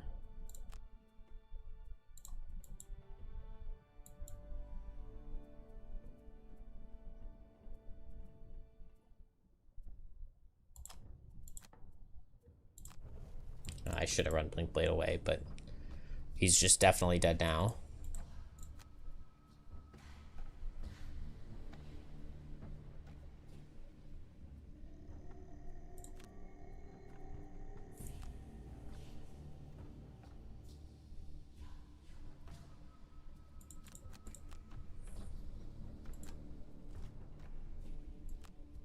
Oh, of course, it's fast eel card again, so I don't even get a turn on Blink Blade.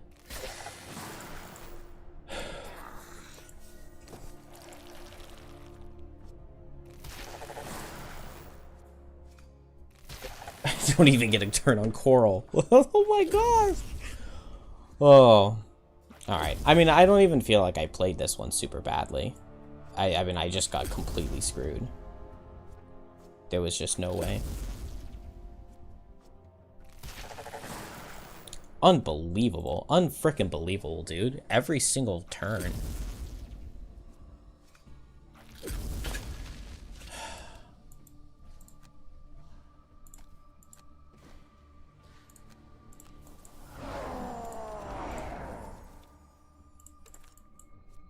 Oh my gosh, and then Drifter can't even pull damage.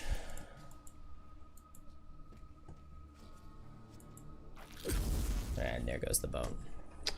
Well, I am at a 0% win rate with Coral in Frosthaven. I gave out multiple Banes.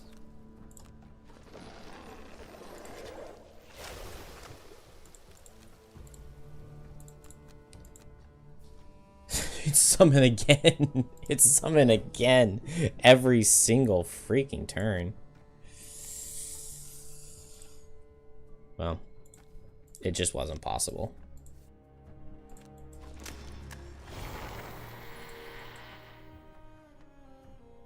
Oh, did I skip the retaliate?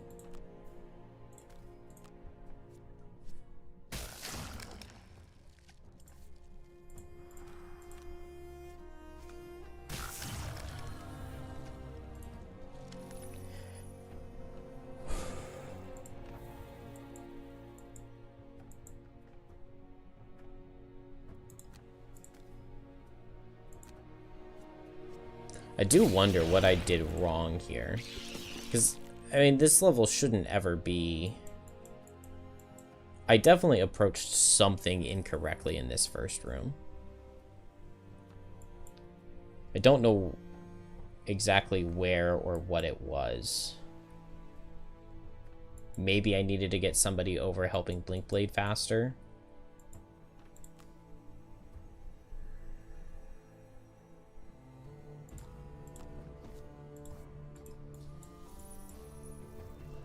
But the second room was, I mean, I just got the worst luck possible. It was like summon 4 out of 5 turns in a row.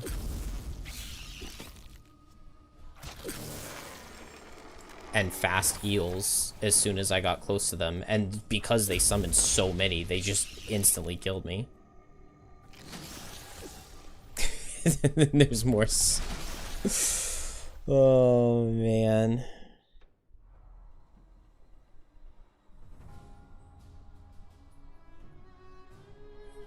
Well,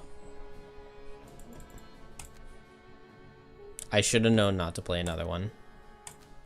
I should have known.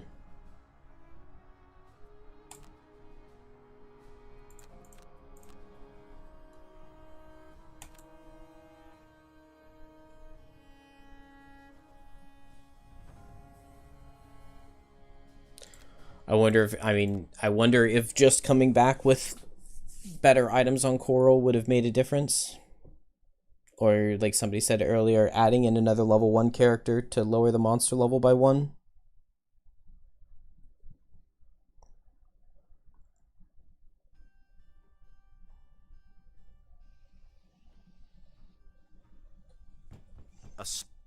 Hey, we got a lumber shipment.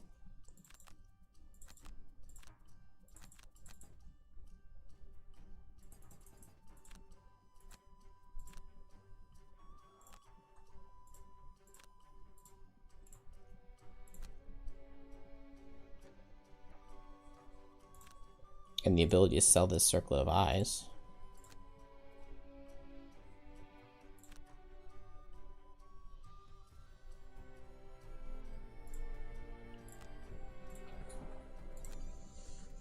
Let's see. Yeah, this crude hide armor would be amazing. 2 disadvantages. Would have been really, really nice on those attack 5s coming out of the claw crushers. I mean, the claw crushers just got their really good cards. Maybe I needed to just run everybody away. Maybe that was the problem. Maybe I went in too deep. I should have stayed on the steps rather than jumping everybody down.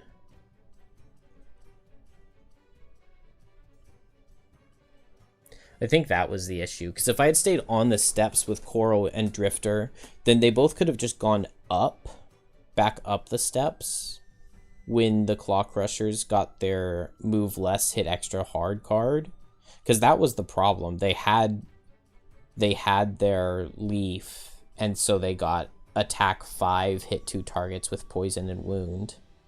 And I think they drew that card twice in the first room.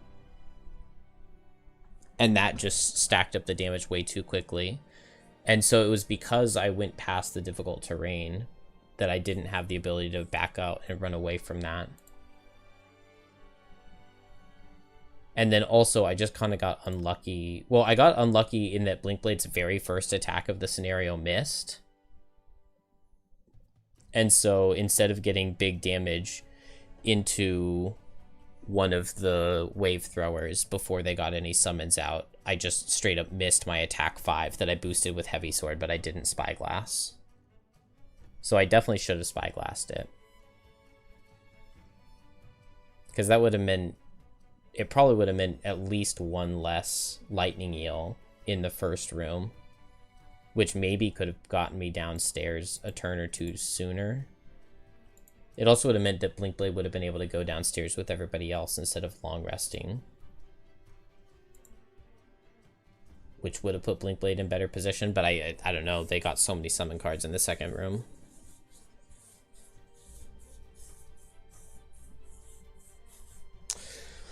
Oh, I don't know. I don't know. I definitely did not expect to lose that going into it.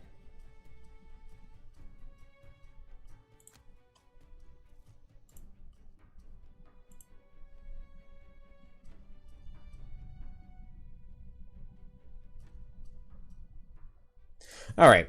Well, that's it from me. Have a good night, everybody.